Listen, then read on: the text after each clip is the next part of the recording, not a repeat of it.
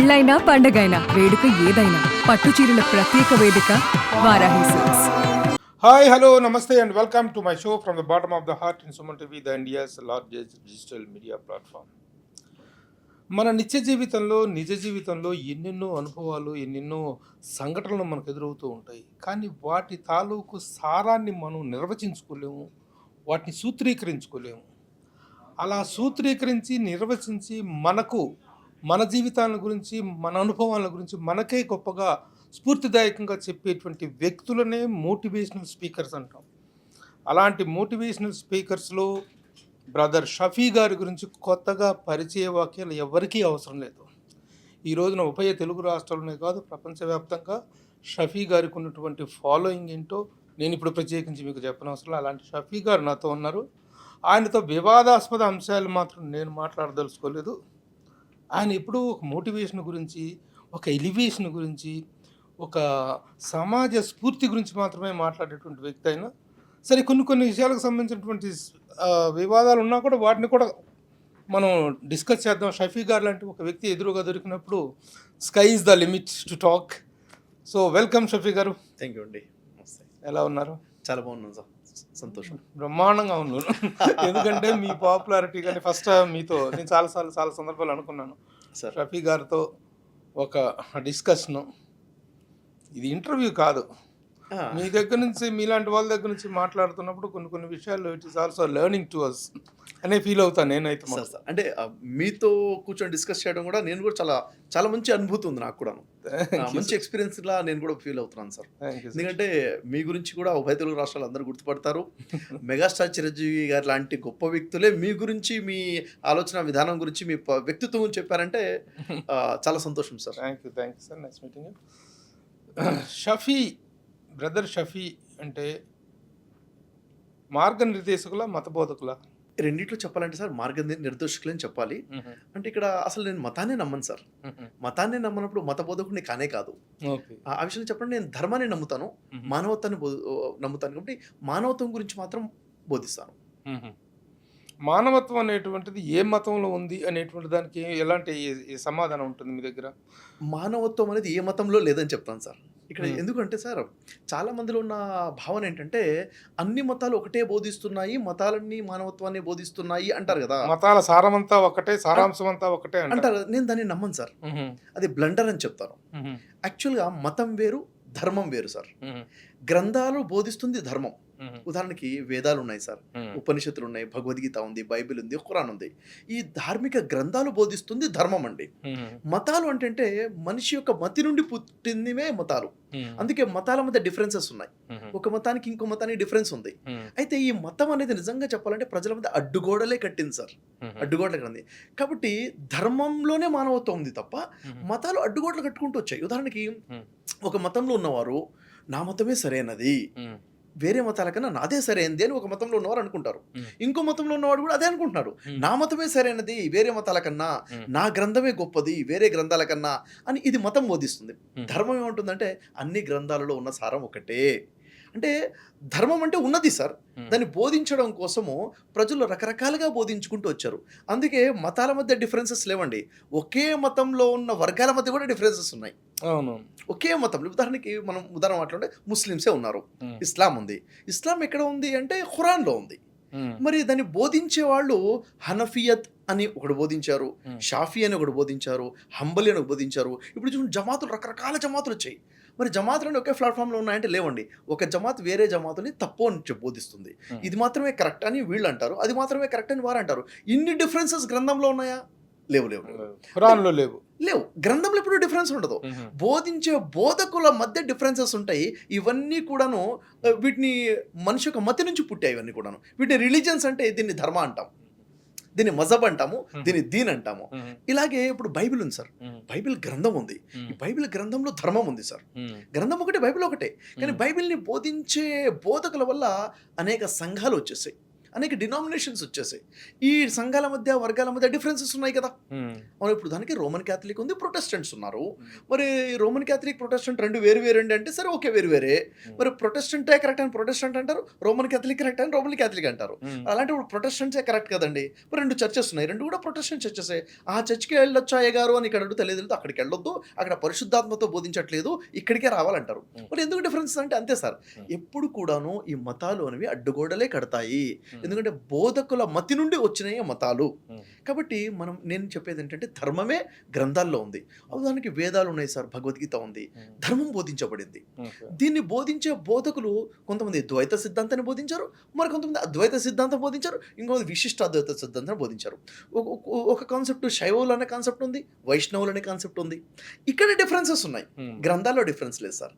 కాబట్టి నేను నమ్ముతుంది ఏంటంటే సార్, మానవత్వం అనేది ధర్మ గ్రంథాలలోనే ఉంది తప్ప మతాలు విడగొడుతున్నాయి అన్నది ఒక చేదు నిజం సార్. ఇది ఎంత కదండి చేదు నిజం. ఈరోజు ప్రజల మధ్య అక్కడక్కడ డిఫరెన్సెస్ వచ్చాయి అంటే ఈ మతాల వల్లనే వచ్చాయి సార్.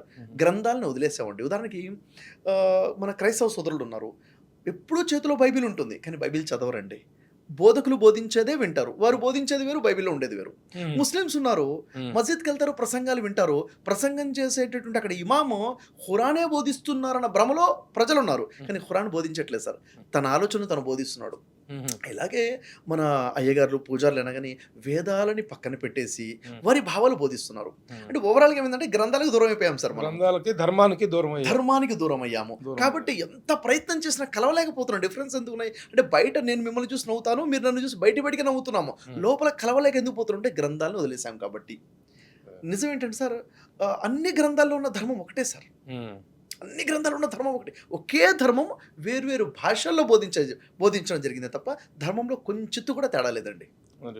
ఇది చాలా విస్తృతమైనటువంటి సబ్జెక్టు. అవునండి.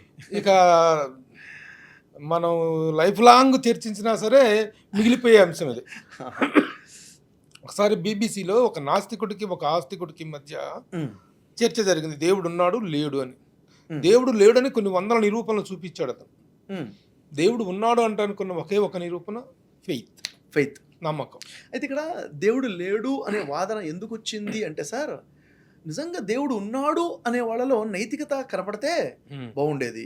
దేవుడు ఉన్నాడంటూనే కొట్టుకుంటున్నారు, దేవుడు ఉన్నాడంటేనే క్రైమ్ చేస్తున్నారు, దేవుడు ఉన్నాడు అని నమ్మేటటువంటి వారే వర్గాలుగా మతాలుగా విడిపోయి ఉన్నారు కదా. మరి దేవుడే కనుక ఉంటే మీ దగ్గర ఐక్యత ఎందుకు లేదు అన్న భావన. అంటే మన ఇక్కడ ఉన్నటువంటి ప్రాబ్లమ్స్ ఇన్ పీపుల్ చూసి లేదు అన్న భావనలోకి వాళ్ళు వస్తున్నారు. నిజానికి దేవుడిని నమ్మరా సార్ నాస్తికులు అంటే? నమ్ముతారండి. అంటే వాళ్ళు ఏమంటారంటే, ప్రజలు నమ్ముతున్న దేవుళ్ళని నమ్మరు వాళ్ళు. వాళ్ళు ఏమంటారంటే there is supreme power, there is something అంటారు. ఆ సంథింగ్ అనే దాంట్లో క్లారిటీ ఉంది వాళ్ళకి. ఏది లేకుండా ఏమి లేదు, సంథింగ్ ఇస్ దేర్. అది ఎనర్జీ అనండి, యూనివర్స్ అనండి, సంథింగ్ అనండి, అది దాన్ని నమ్ముతారు. మన నమ్మకాన్ని వాళ్ళు వద్దంటున్నారు, కాదంటున్నారు. కాబట్టి వాళ్ళ క్లారిటీ ఉంది సార్ అక్కడ. సరే, ఈ విషయాలకు సంబంధించినటువంటి డీప్ డిస్కషన్లోకి తర్వాత వెళ్దాం. ముఖ్యంగా షఫీ గారికి సంబంధించినటువంటి వ్యాపకాలు, యాక్టివిటీస్ అనేటువంటి ఈ రోజున సమాజంలో చాలా ప్రభావితంగా ఉన్నాయి, చాలా ప్రభావాన్ని చూపిస్తున్నాయి, చాలామందిని మోటివేషన్ వైపు నడిపిస్తున్నాయి. ముఖ్యంగా మీరు motivational speaker, business business adviser, business coach, adviser or coach. అవునండి. And at the same time mission, నేను సైతం మిషన్. అవునండి. ఈ 3 యాక్టివిటీస్తో మీరు 3 కూడాను సామాజిక పరివర్తనకు, సమాజానికి ఉపయోగపడేటువంటి విషయాలు మీ మెయిన్. ఎగ్జాక్ట్. అంతేగాని షఫీ గారు అనగానే ఒక మతానికి సంబంధించినటువంటి వ్యక్తో లేకపోతే ఇంకొక మతాన్ని విమర్శించే వ్యక్తి అనేటువంటి అభిప్రాయంలో ఉన్న వాళ్ళు కొంతమంది ఉన్నారు. అవును. అది ఎంతవరకు నిజం? నేను ఇందాక అడిగిన ప్రశ్న మళ్ళీ అడుగుతున్నాను. You partially you belong to Islamic mind సెట్టా లేకపోతే హ్యూమన్ మైండ్ సెట్టా? ఇప్పుడు అంటే ఇంత ఓపెన్గా మీరు అడిగారు కాబట్టి ఇప్పుడు ఇక్కడ నేను స్పష్టంగా డిక్లరేషన్ ఇస్తున్నాను సార్. నేను ఫస్ట్ హ్యూమన్ బీయింగ్ని సార్, హ్యుమానిటీనే నమ్ముతున్నాను. నాకు రిలీజియన్ లేదు సార్. ఇంకా ధర్మం ఉంది నాకు. నేను ఎంతగా అయితే ఖురాన్ని నమ్ముతానో అంతగానే బైబిల్ని నమ్ముతాను, అంతగానే భగవద్గీత నమ్ముతాను. 3 గ్రంథాలని సమానంగా నమ్ముతున్నాను. నాకు ఒక మతం లేదని క్లారిటీ అయితే వచ్చేస్తుంది. నేను ధర్మాన్ని, ధర్మ గ్రంథాలని నమ్ముతున్నాను కాబట్టి నేను మానవత్వానికే ప్రయారిటీ ఇస్తున్నాను. ఈ మతాన్ని ఎప్పుడో వదిలేశాను సార్. అయితే ఏ మతంలో పుట్టాలి, ఏ కులంలో పుట్టాలి అనేటువంటిది మన చేతిలో లేదు. లేదు. We are born. అవునండి. అని తర్వాతే మనకి కులం ఏంటనేది తెలిసింది. అవును. అలాంటి సందర్భంలో, అలాంటి సందిగ్ధంలో మీరు ఇస్లాం మతంలో పుట్టారు షఫీ గారు. హ్మ్. ఇస్లాం మతంలో పుట్టినప్పుడు నేను ఏ ధర్మము నాకు అవసరం లేదన్నప్పుడు మీరు నిత్య పూజ అనేటువంటిది కానీ, మీ ప్రార్థన అనేటువంటిది కానీ, మీ దైవ సమర్పణ అనేటువంటిది ఖురాన్‌లోనే ఇస్లామిక్‌లోనే జరుగుద్ది. హ్మ్. ఇస్లామిక్‌లోనే జరుగుతది. అవును. మరి యూ ఆర్ బోర్న్ ముస్లిం. అవును. మరి మీరు ఈ ఖురాన్‌కే అది ఇస్లాంకి సంబంధించినటువంటి మ సంప్రదాయాన్ని కదా పాటిస్తారు. ఇస్లాంకి సంబంధించిన పూజా విధానాన్ని, అవును. ప్రార్థన విధానాన్ని కదా అవును. పాటిస్తారు. ఇక్కడ అలాంటప్పుడు మీరు చెప్పేటువంటి శాంతి, సర్వమానవత, సర్వమానవ సౌభ్రాతృత్వం అనేటువంటి అంశానికి హ్మ్. ఇది కాంట్రాడిక్ట్ అవుతుంది. దీన్ని ఏ విధంగా మీరు మెయింటైన్ చేస్తారు? ఇక్కడ విషయం ఏంటంటే సార్, అంటే యాక్చువల్‌గా ఇస్లాము అంటే అరబీ భాష. తెలుగులో చెప్పాలంటే దాన్నే శాంతి ధర్మము అని తెలుగులో అంటున్నాము. అంటే ఇప్పుడు సనాతన ధర్మం ఏదైతే ఉందో, ఈ సనాతన ధర్మమే ఖురాన్ అని నేను చెప్తాను. ఎలాగా సార్ అంటే ఇక్కడ సామరస్యం ఎలా వస్తుందో చెప్తాను సార్. ఫర్ ఎగ్జాంపుల్ చూడండి, భగవద్గీతలో 4వ అధ్యాయము 7, 8 శ్లోకాల్లో ఏముంటుందంటే, శ్రీకృష్ణుడు అర్జునుడికి బోధిస్తున్నారు. ఎప్పుడెప్పుడైతే ధర్మం క్షీణిస్తుందో అప్పుడప్పుడు నేను అవతరిస్తాను, ధర్మాన్ని స్థాపింపజేస్తాను, బోధిస్తాను అని చెప్పారు. ఈ విషయం మళ్ళీ 4వ అధ్యాయం 1, 2 శ్లోకాలు ఏం చెప్తారంటే, ఓ అర్జున, ఈ యోగాన్ని ముందుగా నీకు మాత్రమే బోధించట్లేదు, ముందు నేను సూర్యుడికి బోధించాను. సూర్యుడు అంటే మొట్టమొదటి మానవుడిని సూర్యుడు అని చెప్పడం జరుగుతుంది అక్కడ. ఆ తర్వాత ఇదే ధర్మం ఎవరికి బోధించబడింది అంటే మనువుకి బోధించబడింది, మను ధర్మం. ఆ తర్వాత ఇక్షాకులకు బోధించబడింది, ఇప్పుడు నేను నీకు బోధిస్తున్నాను. అంటే ఒకే ధర్మాన్ని బోధించుకుంటూ వస్తుంది, ఋషులకి మహారుషులకు బోధించడం జరిగింది. ఇదే విషయం చూడండి, ఖురాన్లో ఉంటుంది 42వ సూరా 13వ వాక్యంలో మొహమ్మద్ ప్రవక్త చెప్తున్నారు, ఓ ప్రవక్త, నీకు ఇవ్వబడుతున్న ధర్మం ఇది కొత్త ధర్మం కాదు, ముందు ఈ ధర్మాన్ని నేను నూహుకి ఇచ్చాను. నువ్వు అంటే ఇదే మహర్షి మనువు యొక్క ప్రస్తావన ఖురాన్లో ఉంది. ఈ ధర్మం నేను ముందు మనువుకి ఇచ్చాను, మహర్షి మనువుకి ఇచ్చాను, ఆ తర్వాత ఇది ఇబ్రాహీంకి, మూసాకి, ఈసాకి ఇచ్చాను, ఇదే ధర్మాన్ని ఇప్పుడు నీ కోసం కూడా ఇచ్చాను, ఇది కొత్త ధర్మం కాదు. అంటే ఇప్పుడు క్లారిటీగా తెలుస్తున్న విషయం ఏంటంటే, ఒకే ధర్మం ఇవ్వబడుతుంది అందరు కూడా. మహర్షి మనుకి ఇచ్చిన ధర్మమే సనాతన ధర్మమే ఇక్కడ ముహమ్మద్ ప్రవక్త కూడా ఇవ్వడం జరిగింది. ఇప్పుడు ధర్మం క్షీణించినప్పుడు ధర్మాన్ని స్థాపించడం కోసం అంటే ఇక్కడ ఏమైంది సార్, ఇప్పుడు అరబ్బులో ఎప్పుడైతే ప్రజల్లో మానవత్వం లేకుండా కంప్లీట్గా అధర్మం వచ్చేసిందో, ఆ టైంలో అదే పరమాత్మ అవతరించి, ఏ పరమాత్మ అయితే భగవద్గీతలో బోధించడం జరుగుతుందో అదే పరమాత్మ ఖురాన్లో కూడా బోధించడం జరిగింది. ఇక్కడ రూహుల్ ఖుద్దూస్ అంటారు. రూహుల్ ఖుద్దూస్ అంటే ట్రాన్స్లేషన్ చేస్తే అక్కడ పరిశుద్ధాత్మ అంటారు. ఇదే పరిశుద్ధాత్మ బైబిల్లో ఉన్నారు చూడండి. అంటే ప్రవక్తలందరికీ, ఋషులందరికీ బోధించింది పరిశుద్ధాత్మనే. పరిశుద్ధాత్మ భూమి మీదకి అవతరించి బోధించేది ఎవరి గురించి అంటే అక్షర పరబ్రహ్మ గురించి బోధిస్తారు. పైన అక్షర పరబ్రహ్మ గురించి పరమాత్మ వచ్చి బోధిస్తున్నారు ఋషులకి, మునులకి, మహారుషులకి. ఇక్కడ మొహమ్మద్ ప్రవక్తకు బోధించింది కూడాను అదే పరమాత్మ, అదే పరిశుద్ధాత్మ. అందుకే శ్రీకృష్ణుడు భరద్గురునా జగద్గురునా అంటే, భరద్గురు మాత్రమే కాదు, జగద్గురు. జగత్తులో ఎక్కడ అధర్మం వచ్చినా కానీ అక్కడ బోధించడం కోసం వచ్చేది ఆ పరమాత్మ అనమాట. అయితే ఇక్కడ విషయం చూద్దాం. భగవద్గీతలో విశ్వరూప సందర్శనం చూపిస్తారు. శ్రీకృష్ణుడు తన విశ్వరూపాన్ని చూపిస్తున్నారు. అది చూసి అర్జునుడు భయకంపితులు అయిపోతారు కదా, చాలా భయంకరమైన స్వరూపాన్ని చూపిస్తారు. ఇదే భయంకర స్వరూపము విశ్వరూప సందర్శనం మొహమ్మద్ ప్రవక్తకు కూడా చూపించినట్టుగా మనం ఇస్లాం స్టడీ చేస్తే అర్థమవుతుంది. అంటే ఇనిషియల్గా మొహమ్మద్ ప్రవక్త గారే హిరాలో ఉన్నప్పుడు అక్కడ పరిశుద్ధాత్మ అంటే పరమాత్మ రూల్ ఖుద్దూస్ అదే జిబ్రైల్ గాబ్రైల్ అనుకుని అంటారు, వచ్చేసి అక్కడ తన నిజ స్వరూపాన్ని చూపించడం జరుగుతుంది. భయంకర స్వరూపాన్ని చూసి మొహమ్మద్ ప్రవక్త కూడా భయపడిపోతారు. అంటే ఇక్కడ అరబీలో బోధించిన, ఇక్కడ సంస్కృతంలో బోధించిన అదే సనాతన ధర్మం. అందుకే ఖురాన్ చెప్పారు, ఇదే జాలిక దీనుల్ ఖయ్యీం అంటారు, ఇదే సనాతన ధర్మము అని ఖురాన్లో రాస్తుందండి. సార్, ఇప్పుడు మీరు ఇంత చక్కగా 3 వీటిని గురించి గొప్పగా చెప్పారు. అయితే మతం అనేటువంటిది ఎంత మొత్తుమందో, ఎంత విష పదార్థమో మనకు తెలుసు. అది మతం అనేటువంటిది ఏ సమాజానికి, ఏ వర్గానికి కూడాను మేలు చేసేటువంటిది మాత్రం కాదు. మీరు అన్నట్టుగా ధర్మం అనేటువంటిది మాత్రమే నిలబడుతుంది. ఇలాంటి నేపథ్యంలో మీరు మత బోధన చేయరు, మోటివేషనల్ స్పీకింగ్ మాత్రమే చేస్తారు. కానీ మీరు పుట్టింది ఇస్లామిక్ దీంట్లో పుట్టారు, సంప్రదాయంలో పుట్టారు. మీరు పుట్టినప్పుడు మీరు అన్ని ధర్మాలు ఒకటే, ఇస్లాము ఒకటే, క్రైస్తవం ఒకటే, హైందవ ధర్మము ఒకటే, అన్ని ధర్మాలు ఒకటే, ధర్మమే గొప్పదే అని చెప్పేసి సమానత్వాన్ని చెప్తున్నారు. అలాంటప్పుడు మీకు ఇస్లామిక్ వీటి నుంచి వచ్చేటువంటి స్పందన ఎలా ఉంటుంది? అరే నువ్వు ఎలా చెప్తావు షఫీ, తుమ్ కైసా బోల్ సక్తా వైసా, అన్ని సమానం ఎలా చెప్తావు, మంది గొప్ప కదా అనేటువంటి బెదిరింపులు మీకు రావా? అంటే యాక్చువల్గా ఏంటంటే సార్ ఇక్కడ మామూలుగా ఏదైనా గనక ఉంటే సాధారణంగా ఉంటాయి మతపరమైనటువంటి విషయాల్లో ఉంటాయండి. మత సహనం వేరు, పరమత సహనం వేరు, స్వమత సహనం వేరు, స్వమత ఆరాధన వేరు, పరమత సహనం వేరు. అవును. అలాంటప్పుడు మామూలుగా చిన్న చిన్న విషయాలకే ఫత్వాలు జారీ చేసేసి హెచ్చరించేటువంటి వాతావరణం మనం చూస్తుంటాం. అవును. అదే ఇతర మతాల వాళ్ళు కూడా చేస్తుంటారు. ఎవడైనా ఇస్లాం మంచిదని చెప్పేసి నా బట్టి నేను ఎప్పుడైనా అన్నా అనుకో, ఇస్లాం కూడా గొప్పదే అని అన్నా అనుకో, నాకు వస్తాయేమో బెదిరింపులు. హైందవం గొప్పదే, అన్ని ధర్మాలు గొప్పవే అని మీకు చెప్తున్నప్పుడు నువ్వు ఇస్లామే గొప్పదని ఎందుకు చెప్పవు, నువ్వు మిగతా మతాలను ఎందుకు గొప్పవి అని చెప్తున్నావు అనేటువంటి బెదిరింపులు మీకు వస్తుంటాయా?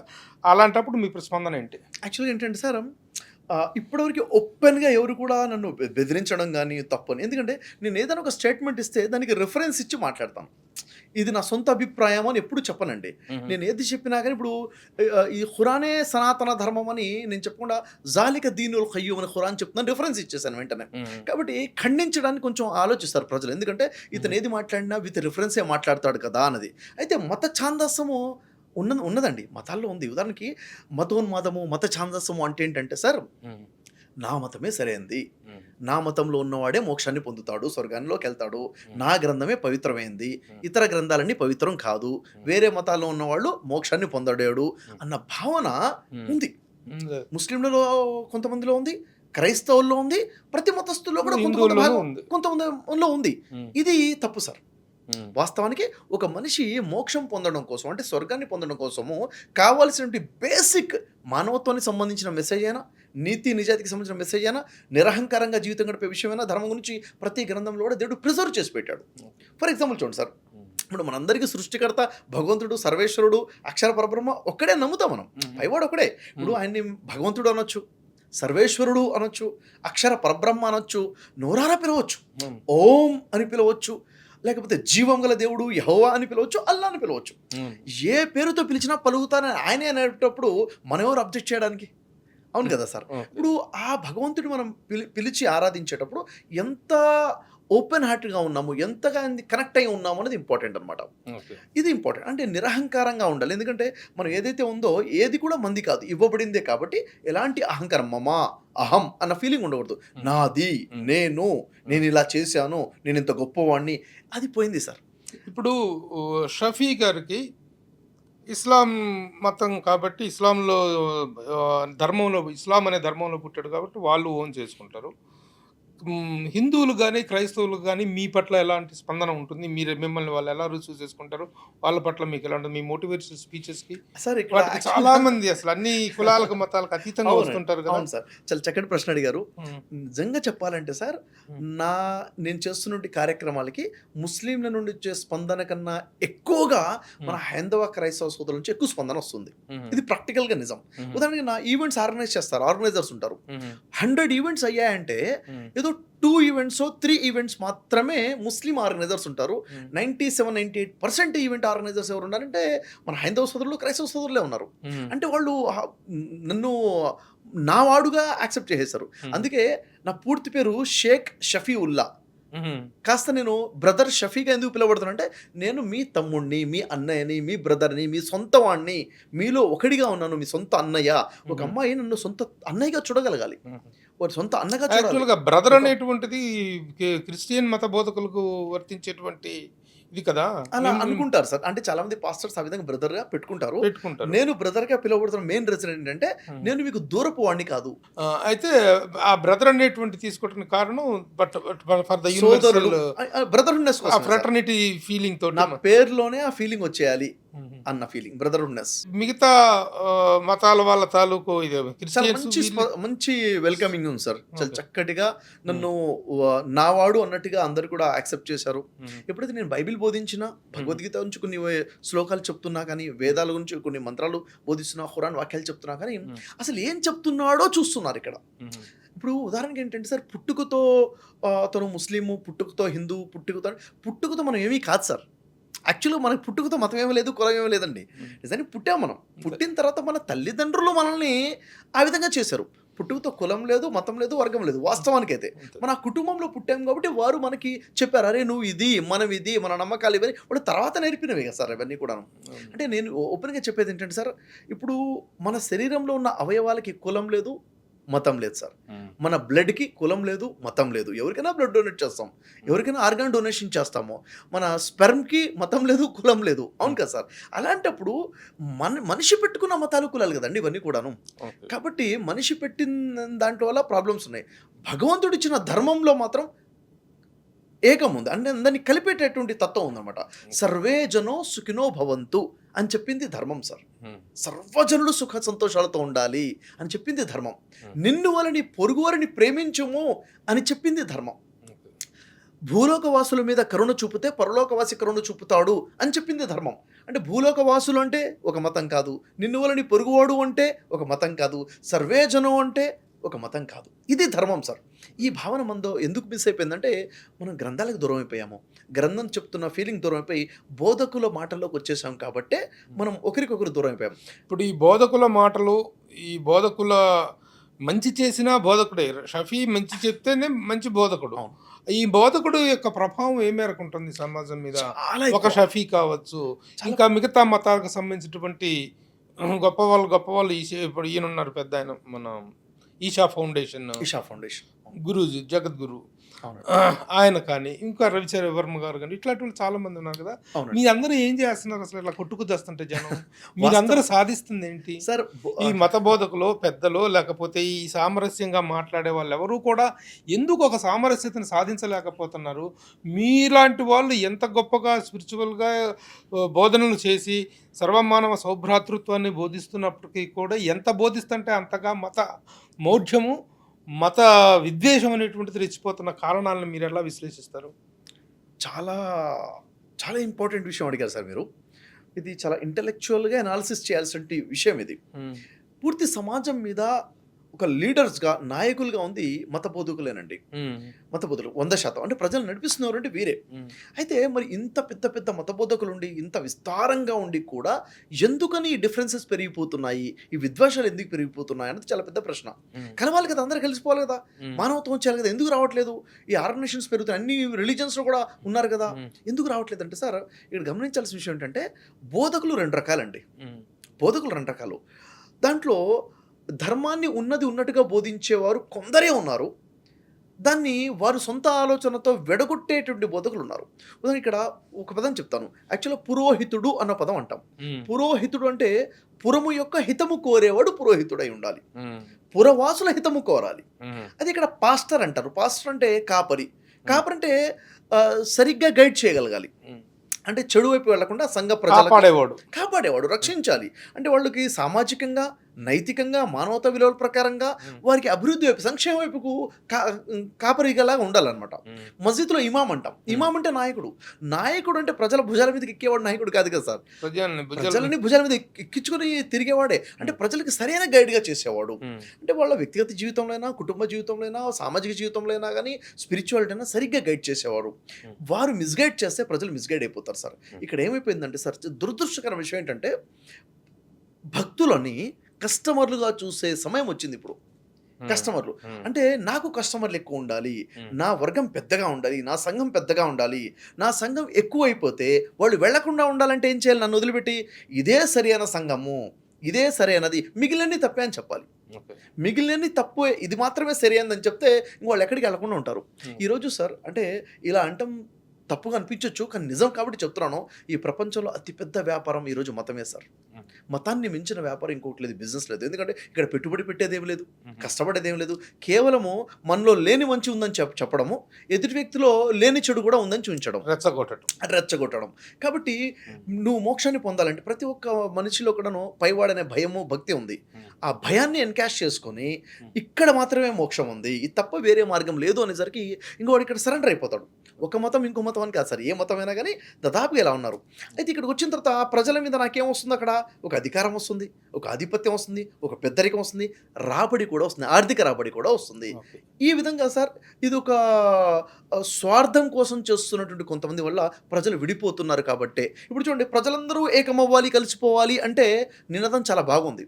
ప్రజలందరూ అవును అవును ఉంటారు, కానీ ఎవరు కూడా పెద్దవాళ్ళు అవును అనరు. ఎందుకంటే అందరూ కలిసిపోతే మరి నా పీఠం పోతుంది కదా, నా అధికారం పోతుంది కదా, నా రాబడి పోతుంది కదా అన్నది ఈ విధంగా. దీని మీద ఒక మూవీ కూడా వచ్చింది సార్, ట్రాన్స్ అని చెప్పేసి ట్రాన్స్లోకి ఎలా పబ్లిక్ని తీసుకెళ్తారు అని తెలుగులో కూడా డబ్బు మూవీ ఉంది. మలయాళం మూవీ, ఆ మలయాళం మూవీ తెలుగులో డబ్బు అని ట్రాన్స్లోకి ఎలా పబ్లిక్ తీసుకెళ్తారు. దాంట్లో ఒక రిలీజన్ చూపించారు, అన్ని రిలీజన్స్కి అది అప్లై చేసుకోవచ్చు. అప్లై చేసుకోవచ్చు. అప్లై చేసుకోవచ్చు. కేవలం ఒక మతాన్ని అక్కడ చూపించారు కానీ కాబట్టి it is applicable to all the other exactly languages. కాబట్టే ప్రజల్లో మత సామరస్యం రావట్లేదు, ప్రజల్లో మానవత్వం పెరిగట్లేదు. ఎందుకంటే ఈ వర్గాలుగా విడగొట్టి ఎన్కాష్ చేసుకునే వ్యాపారం నడుస్తుంది కాబట్టి. ముఖ్యంగా భారతదేశంలో మనం భిన్నత్వంలో ఏకత్వం అనేటువంటిది చాలా గొప్పగా గర్వంగా చెప్పుకుంటాం. అవునండి, నిజంగా భిన్నత్వంలో ఏకత్వం అనేటువంటిది ఎక్కడైనా ప్రపంచంలో ఉంది అంటే అది కేవలం భారతదేశంలోనే అనేటువంటిది మనం నిజంగా చెప్పుకోవాలి. వాస్తవం. కానీ ఈ ఏకత్వాలను కూడా బీటలు వారిపోయేటువంటి పరిస్థితులు మాత్రం కేవలం మతం వల్లనే కలుగుతున్నాయి. వాస్తవం. ప్రాంతీయత కొంత, మతం కొంత. అవునండి, భాషాభిమానాలు అవి వేరు, అవును, అవి కొంతవరకు. వీటన్నిటికీ కూడా ఇంత భిన్నత్వాన్ని ఏకత్వంగా చేసి పరిపాలించడం, భారతదేశం లాంటి కంట్రీని పరిపాలించడం అనేటువంటిది ఏ పార్టీకైనా ఏ పాలకులకైనా కత్తి మీద స్వామి నిత్య పోరాటమే. అవును, నిత్య పోరాటమే. అవునండి. ఒక ట్రయాంగిల్ లవ్ అనేటువంటి పదం మన సినిమాల్లో వింటుంటాం, ఉమ్, ఉమ్, ఉమ్. కానీ ట్రయాంగిల్ హేట్రెడ్ అనేటువంటిది పెరిగిపోతున్నటువంటి పరిస్థితి సమాజంలో మనకి అవునండి, కళ్ళ ముందు కనిపిస్తుంది. వీటిని సాధించటానికి నిజంగా మత గురువుల వల్లనే సాధ్యమవుతుందా, మత ప్రబోధకుల వల్ల సాధ్యమవుతుందా, అసలు మత ప్రబోధకులు చేస్తున్న దురాగతాలని అరికట్టగలిగినటువంటి పరిస్థితులు ఉన్నాయా? మతపరమైనటువంటి హిందువుల్లో ఉన్నారు బాబాలు, అవునండి, బాబాల పేరు మీద, స్వామీజీల పేరు మీద వాళ్ళు చేస్తున్న కృత్యాలు ఉన్నాయి. అవును, అవును. ఈ ముస్లిమ్స్లో క్రిస్టియన్స్లో పాస్టర్స్ పేరు మీద వాళ్ళు చేస్తున్న దురాగతాలు, దుర్మార్గాలు అన్నీ కావు, ఉన్నాయండి, ఉన్నాయి. అలాగే ఇక్కడ దీంట్లో కూడా ఇస్లాంలో కూడా ఉన్నారు. మతాన్ని అడ్డం పెట్టుకొని సంపాదించుకోవటం దగ్గర నుంచి మాత్రం, విద్వేషాలు రెచ్చగొట్టడం దగ్గర నుంచి మాత్రం జరుగుతుంది. అవునండి. మీరు ఇంత గొప్పగా మోటివేట్ చేసి చెప్తున్నటువంటి బోధనల తాలూకు ప్రభావం ఏ మేరకు ఉంది అంటే, మీరు కానీ మిగతా వాళ్ళు కానీ ఏ మేరకు ఉందంటే ఏం చెప్తారు? ఆర్ యు నాట్ పీపుల్, మీరందరూ బోధకులందరూ కూడాను, మీరు మీ మోటివేషనల్ స్పీకర్స్ కావచ్చు, మీరు మతాల గురించి మాట్లాడతారు, మంచి మానవ జీవన విధానాన్ని గురించి మాట్లాడతారు. అయినా సరే ఎంత బోధిస్తుంటే అంత విద్వేషం పెరుగుతుంది. ఇదంతా మీ అందరి వైఫల్యం కాదా? మీ అందరి ఫెయిల్యూర్ కాదా? మీలో అసలు సరైనటువంటి బోధకులు ఉన్నారా లేరా? అంటే సార్ ఇక్కడ మోటివేషనల్ పర్సనాలిటీస్ ఉన్నారా లేరా? వాళ్ళు అనుకుంది జరుగుతుంది. ఇక్కడ విభజించు పాలించు అన్న ఇంటెన్షన్ పరిపూర్ణం అవుతుంది. వాళ్ళ సంఘం రోజు రోజు పెరుగుతుంది, సంఘం మీద వాళ్ళకి ఆర్థిక రాబడి పెరుగుతుంది, వాళ్ళ ఇంటెన్షన్ సక్సెస్ అవుతుంది. కానీ ప్రజలు ఓడిపోతున్నాం. మోసపోయే వాళ్ళు ఉన్నంత కాలం మోసం చేసేవాడు ఉంటాడు. సార్ ఇంత పెద్ద సమస్యగా చూస్తున్నాం కదండి ప్రభు గారు, ఇంత పెద్ద సమస్య. ఎంత పెద్ద సమస్య అయినా, ఎన్ని సమస్యలైనా పరిష్కారం చాలా సింపుల్గా ఉంటుంది సార్.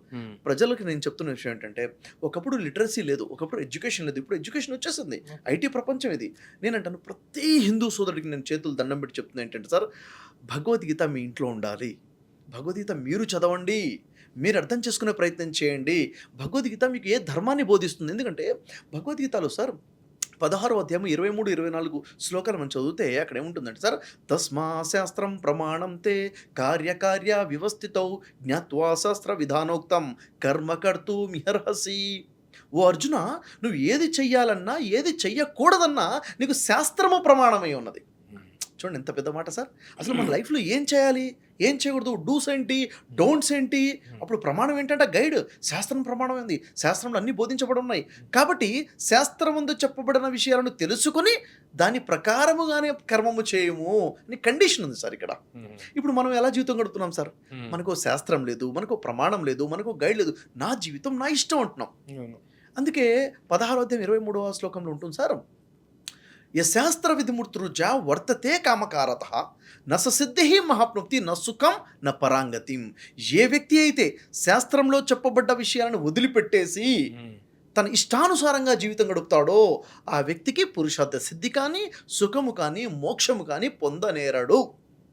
ఇప్పుడు ఈరోజు మనకు ఎందుకు సుఖం లేదు, ఎందుకు మనశ్శాంతి లేదు, ఎందుకు ఈ అరాచకాలు అంటే మనం శాస్త్రాన్ని వదిలిపెట్టేశాము, శాస్త్రాన్ని చదవడం లేదు.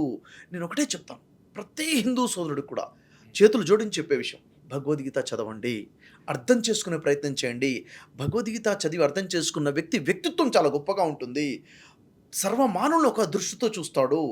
వీడు తక్కువవాడు, వీడు ఎక్కువవాడు అన్న చూడు. ప్రతి మనిషిలో ఉన్న ఆత్మ సమానం అన్న భావన వస్తుంది. అహంకారం లేకుండా పోతుంది. అదే ప్రతి క్రైస్తవుడికి కూడా నేను రిక్వెస్ట్ చేస్తే ఏంటంటే బైబిల్ చేతిలో పట్టుకొని ఉండడమే కాదండి, బైబిల్ మీరు స్వతహాగా చదవండి. ఎవరో ఒక వాక్యాన్ని చదివి గంట బోధిస్తారు, ఆ గంట బోధించే బోధ బైబిల్లో ఉండట్లేదు. ఒక వాక్యం బైబిల్ వాక్యమే, కానీ సొంతంగా గంట స్పీచ్ ఇస్తుంది బైబిల్లో ఉండట్లేదు. ఓన్ ఇంటర్ప్రిటేషన్ ఓన్ ఇంటర్ప్రిటేషన్ ఉంది.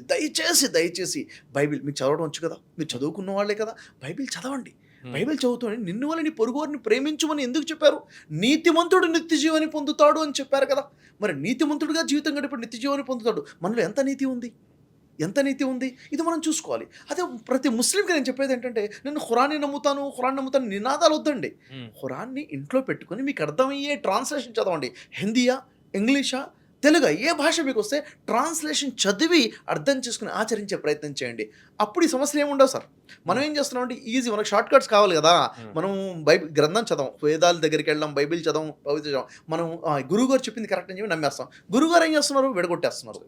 షఫీ గారు, మీరు ఈ 3 బైబిల్, ఖురాను, భగవద్గీత అన్నిటిని ఔపాసన పెట్టారు సార్. చక్కగా అది అందరు మీ పట్ల ఇంత అభిమానం పెరగడానికి, మీకు ఇంత ఫాలోయింగ్ రావటం వెనుక కూడాను మీకున్నటువంటి ఈ మూడింటి పట్ల ఉన్నటువంటి ఇమ్మెన్స్ నాలెడ్జ్. నేను మిమ్మల్ని 2-3 ప్రశ్నలు అడుగుతున్నాను. 2, మత ఛాందసం అనేటువంటిది అన్ని మతాల్లోనూ ఉంది, మత మౌఢ్యం అనేటువంటిది అన్ని మతాల్లోనూ ఉంది, మత సామరస్యత కూడా అన్ని మతాల్లోనూ ఉంది. కానీ ఏది డామినేట్ చేస్తుంది అనేటువంటిది ఒక different factor. Different factor. Hindu మతంలో మీరు నమ్మి ఆచరించి గొప్పది అయినటువంటి ఒక 2 సిద్ధాంతాలు చెప్పండి. అందుట్లో మీరు హేట్ చేసేటువంటి, మీరు విభేదించేటువంటి 2 అంశాలు చెప్పండి. ఓకే. ఖురాన్లో మీరు అభిమానించేటువంటి 2 గొప్ప సూక్తులు చెప్పండి. ఓకే. దీనికి సంబంధించి 2 మీరు వ్యతిరేకించేటువంటి విషయాలు చెప్పండి. బైబిల్లో కూడా సేమ్. ఓకే. 3. సార్, ఇప్పుడు విషయం ఏంటంటే, మన యాక్చువల్లీ ఇక్కడ హిందూ మతము అంటాం జనరల్గా. ఇది హిందూ మతం కాదండి. ఫస్ట్ ఇప్పుడు హిందూ మతం కాదు అని ఎందుకు చెప్తున్నానంటే, హిందూ అనేది ఒక జియోగ్రఫికల్ వర్డే, అది మనకు తెలుసు. అంటే ప్రాంతీయానికి సంబంధించింది. నేను ఇండియన్, ఐఎమ్ హిందుస్థానీ, అవునంత. ఇండస్ వ్యాలీ అంటే సింధు నాగరికత, ఈ ఇండస్ వ్యాలీ పక్కన ఉన్నటువంటి వాళ్ళందరినీ కూడాను హిందూస్ అంటారు. ఈ రోజు కూడాను వేరే కంట్రీస్కి వెళ్ళి చూస్తే, ఉదాహరణ మిడిల్ ఈస్ట్కి వెళ్ళి చెప్తే, మీరు ఎక్కడి నుంచి, ఆర్ యూ హిందీ అని అడుగుతాడు. అంటే మీరు ఇండియనా, మీరు హిందుస్థాన్ నుంచా, నువ్వు హిందువా అని అడుగుతారు. Yes, I'm Hindu. అంటే యాక్చువల్లీ నేను కూడా హిందూనే కదా సార్. భారతదేశంలో పుట్టిన ప్రతి ఒక్కడు హిందువే. నేను హిందూ కాదంటే తప్పది. I'm Indian, I'm Hindu. అయితే మరి ధార్మికంగా మాట్లాడాలంటే నేను హిందూ అనే పదం తప్పండి. ధార్మికంగా నేను వైదికుడిని అని చెప్పుకోవాలి. నేను వైదికుడిని అని చెప్పాలి. నేను హిందూని, రిలీజన్ హిందూ తప్పది, నేను వైదికుడిని అని చెప్పాలి. ఇది కరెక్షన్ జరగాలి యాక్చువల్గా. అంటే వేదాలను అనుసరించే వ్యక్తిని వైదికుడిని అని చెప్పాలి. మరి వేదాలలో నాకు నచ్చిన విషయం ఏంటి? అసలు పూర్తి ధర్మశాస్త్రంలో ఋషుల్ని పరిశీలిస్తే నాకు తెలిసిన విషయం ఏంటి సనాతన ధర్మంలో అంటే, ఒక విషయం చాలా గొప్పగా అర్థమవుతుంది సార్.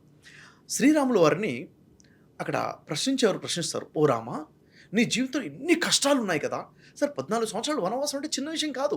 ఇన్ని కష్టాలు, అడుగడుగున కష్టాలు ఎదుర్కొన్నారు కదా. అయినప్పుడు కూడా మీ ఫేస్ మీద, మీ ముఖం మీద చిరునవ్వు ఎప్పుడు చెదరకుండా ఎలా అని అడుగుతారు. అప్పుడు శ్రీరాములు ఇచ్చిన సమాధానం చూడండి సార్. ఆ ఒక్క సమాధానాన్ని కనుక అర్థం చేసుకుంటే ఈ ప్రపంచంలో ఎవరు డిప్రెషన్లోకి వెళ్ళరండి. డిప్రెషన్లకి మంది ఏంటంటే శ్రీరాములు వారు చెప్పినట్టు ఆ మాట ఏమన్నారు? అంత విధాత సంకల్పం అన్నారు. విధిని రాసేటి విధాత ఉన్నాడు కదా, అతని సంకల్పం ప్రకారమే అంతా జరుగుతుంది కాదా, ఆయనకు తెలియకుండా ఏది జరగదు, ఆ విధాత సంకల్పం కాబట్టి అంతా మంచే జరుగుతుంది అన్న భావన. చిన్న విషయం సార్ ఇది. మనం ఏదో తప్పు జరిగేసరికి ఏదో అయిపోయింది, ఏదో జరిగిపోయిందని చెప్పేసి మనం బాధపడేసి నెగిటివ్ ఫీలింగ్లో, డిప్రెషన్లోకి వెళ్ళిపోతాం. ఇక్కడ ఇది చాలా గొప్ప విషయం సార్ ఇది. మరొక విషయం ఏంటంటే, ఇంతకుముందు మనం మాట్లాడుకుంటే సర్వే జనో సుఖినో భవంతు అన్నది, దాన్ని మించిన మాట ఏమైనా ఉంటుందా సార్? ఇంకా చాలా గొప్ప విషయం. ప్రతి మానవుని సమదృష్టితో చూడటం అన్నది చాలా గొప్ప విషయం. మరి ఇక్కడ సరే మీకు అర్థం కాని నచ్చని విషయం ఏముందంటే, వేదాలలో నేను తప్పు పట్టే విషయం ఏమీ లేదండి, ఉండకూడదు కూడా. ధర్మంలో తప్పు పట్టేది లేదు, కానీ మతంలో ఉంది. మతంలో ఏముందంటే వర్గాలుగా విడిపోవడం, శైవులు, వైష్ణవులు, ద్వైతము, అద్వైతము, విశిష్ట అద్వైతం అని చెప్పేసి విడిపోవడమే కాకుండా ఇదే కరెక్ట్, మీది కరెక్ట్ కాదు, మీకు మోక్షం లేదు అన్న వాదనలు నాకు ఏమాత్రం నచ్చట్లేదు సార్. ఇది మన బైబిల్ గురించి, మన క్రైస్తవుల గురించి మాట్లాడితే, క్రైస్తవుల్లో చెప్పిన నీతిమంతుడు నిత్య జీవాన్ని పొందుతాడు అని చెప్పిన విషయం చాలా అద్భుతంగా నాకు నచ్చిందండి. అంటే నిత్య జీవాన్ని ఎవరు పొందుతారు? ఈ మతంలో ఉన్నవాడు, ఆ మతంలో ఉన్నవాడు కాదట. నీతిమంతుడు నిత్య జీవాన్ని పొందుతాడు. ఎంత అద్భుతం సార్! ఇంకా నేను నీతిగా జీవితం గడిపితే, నీతి నిజాయితీ తప్పితే నేను నిత్య జీవనం పొందుతాను. ఇది బైబిల్ స్టేట్మెంట్. నిన్ను వల్ల నీ పొరుగువారిని ప్రేమించుము. ఇంతకు మించిన స్టేట్మెంట్ ఏముంటుంది సార్? ఎస్. మరి నాకు నచ్చని విషయం బైబిల్లో ఏది లేదండి. నచ్చని విషయం ఏదంటే క్రైస్తవులు బోధించే విషయాల్లో కేవలం యేసును నమ్ముకుంటేనే నిత్య జీవము, యేసును నమ్మని వాళ్ళందరూ నరకంలోకి వెళ్తారు అన్నమాట. ఇది వాస్తవం కాదండి. అది నాకు నచ్చనటువంటి విషయం. అలాగే మన ముస్లింల గురించి, ఇస్లాం గురించి చెప్పినట్టయితే ఇక్కడ బోధించే విషయం ఏంటంటే ఒక హదీస్ ఉంటుందండి. రేపు తీర్పు దినం ఉంది కదా, జడ్జిమెంట్ డే అంటాం కదా. జడ్జిమెంట్ డే రోజు సృష్టికర్త, అరబీలో అల్లా అంటారు కదా, సృష్టికర్త ప్రశ్నిస్తున్నాడంట దాసుడిని, నేను ఆకలిగా ఉంటే నువ్వు నాకు అన్నం పెట్టలేదు కదా అని అడుగుతాడట దేవుడు. అప్పుడు దాసుడు అంటాడు, ఓ దేవుడు, నీకు ఆకలి వేయటం ఏంటి, నేను నీకు అన్నం పెట్టకపోవడం ఏంటి అంటే, అప్పుడు దేవుడు అంటాడు, ఫలానా రోజు నీ దగ్గరికి ఆకలిగా ఉందని చెప్పి ఒక వ్యక్తి వచ్చాడే, ఆ వ్యక్తి నేనే పంపించాను. నువ్వు అన్నం పెట్టినట్లయితే అక్కడ నా సంతోషం నువ్వు పొందేవాడివి కదా, నువ్వు పెట్టలేదు. నేను దాహంగా ఉంటే నువ్వు నీళ్లు తాపించలేదు కదా అంటాడు దేవుడు. నాకు బట్టలు లేకపోతే నువ్వు నాకు బట్టలు ఇవ్వలేదు కదా, నాకు జబ్బు చేస్తుంటే నన్ను పరామర్శించడం నువ్వు రాలేదు కదా అని అడుగుతాడు. ఇలా దేవుడు అడుగుతాడట. అంటే అప్పుడు ఏమర్థమవుతుంది, నా చుట్టుపక్కల ఎవరైనా అవసరంలో ఉంది అంటే దేవుడు ఏర్పాటు చేసిన సిచ్యువేషను, నేను వాళ్ళకి హెల్ప్ చేస్తే దేవుడికి హెల్ప్ చేసినట్లు. ఇదే మానవ సేవయే మాధవ సేవ అన్న విషయము ఇక్కడ హదీస్లు, ఇస్లాంలో బోధించబడుతున్న విషయం నాకు అమితంగా నచ్చింది సార్. మానవత్వానికి మించి ఉంది sir. You have not properly reacted to the cause అనేటువంటి విషయాన్ని దేవుడు ప్రశ్నిస్తున్నాడు. ఇప్పుడు అల్లా ప్రశ్నిస్తున్నాడు. ఎగ్జాక్ట్లీ. ఇప్పుడు మానవుడికి సేవ చేస్తే దేవుడికి సేవ చేసినట్లు, మరి మానవుడికి చీట్ చేస్తే దేవుడికి చీట్ చేసినట్టే కదా సార్. ఒక మానవుడిని ద్వేషిస్తే దేవుడిని ద్వేషించుకున్నట్టే కదా సార్. కాబట్టి ఇది చాలా అద్భుతమైన బోధ నాకు అర్థమైంది. మరి ఇక్కడ నచ్చంది ఏదన్నా ఉందంటే, ఖురాన్లో నాకు విషయం నచ్చలేదని చెప్పడానికి ఏమీ లేదండి. కానీ ప్రజలు తయారు చేసుకున్న దాంట్లో నాకు నచ్చని విషయాలు చాలా ఉన్నాయి. ఏమంటారు, వీళ్ళు హన్ఫీ అని ఒక మస్లహ్ ఉందంటారు, హంబలి, షాఫై, ఇది సలఫీ అని చెప్పేసి, హన్ఫీ అని చెప్పేసి రకరకాలుగా వర్గాలు అయిపోయి వీళ్ళు ఏమంటారంటే ఒక్కొక్క వర్గానికి ఒక మసీద్ కట్టుకున్నారు. ఒక జమాత్కు ఒక మసీద్ ఉంటుందండి. ఇంకా ఈ జమాత్ వాళ్ళే రావాలి, వేరే జమాత్ వాళ్ళు రావద్దు అంటారు. ఎంత మూర్ఖత్వం సార్, మూర్ఖత్వం కదా.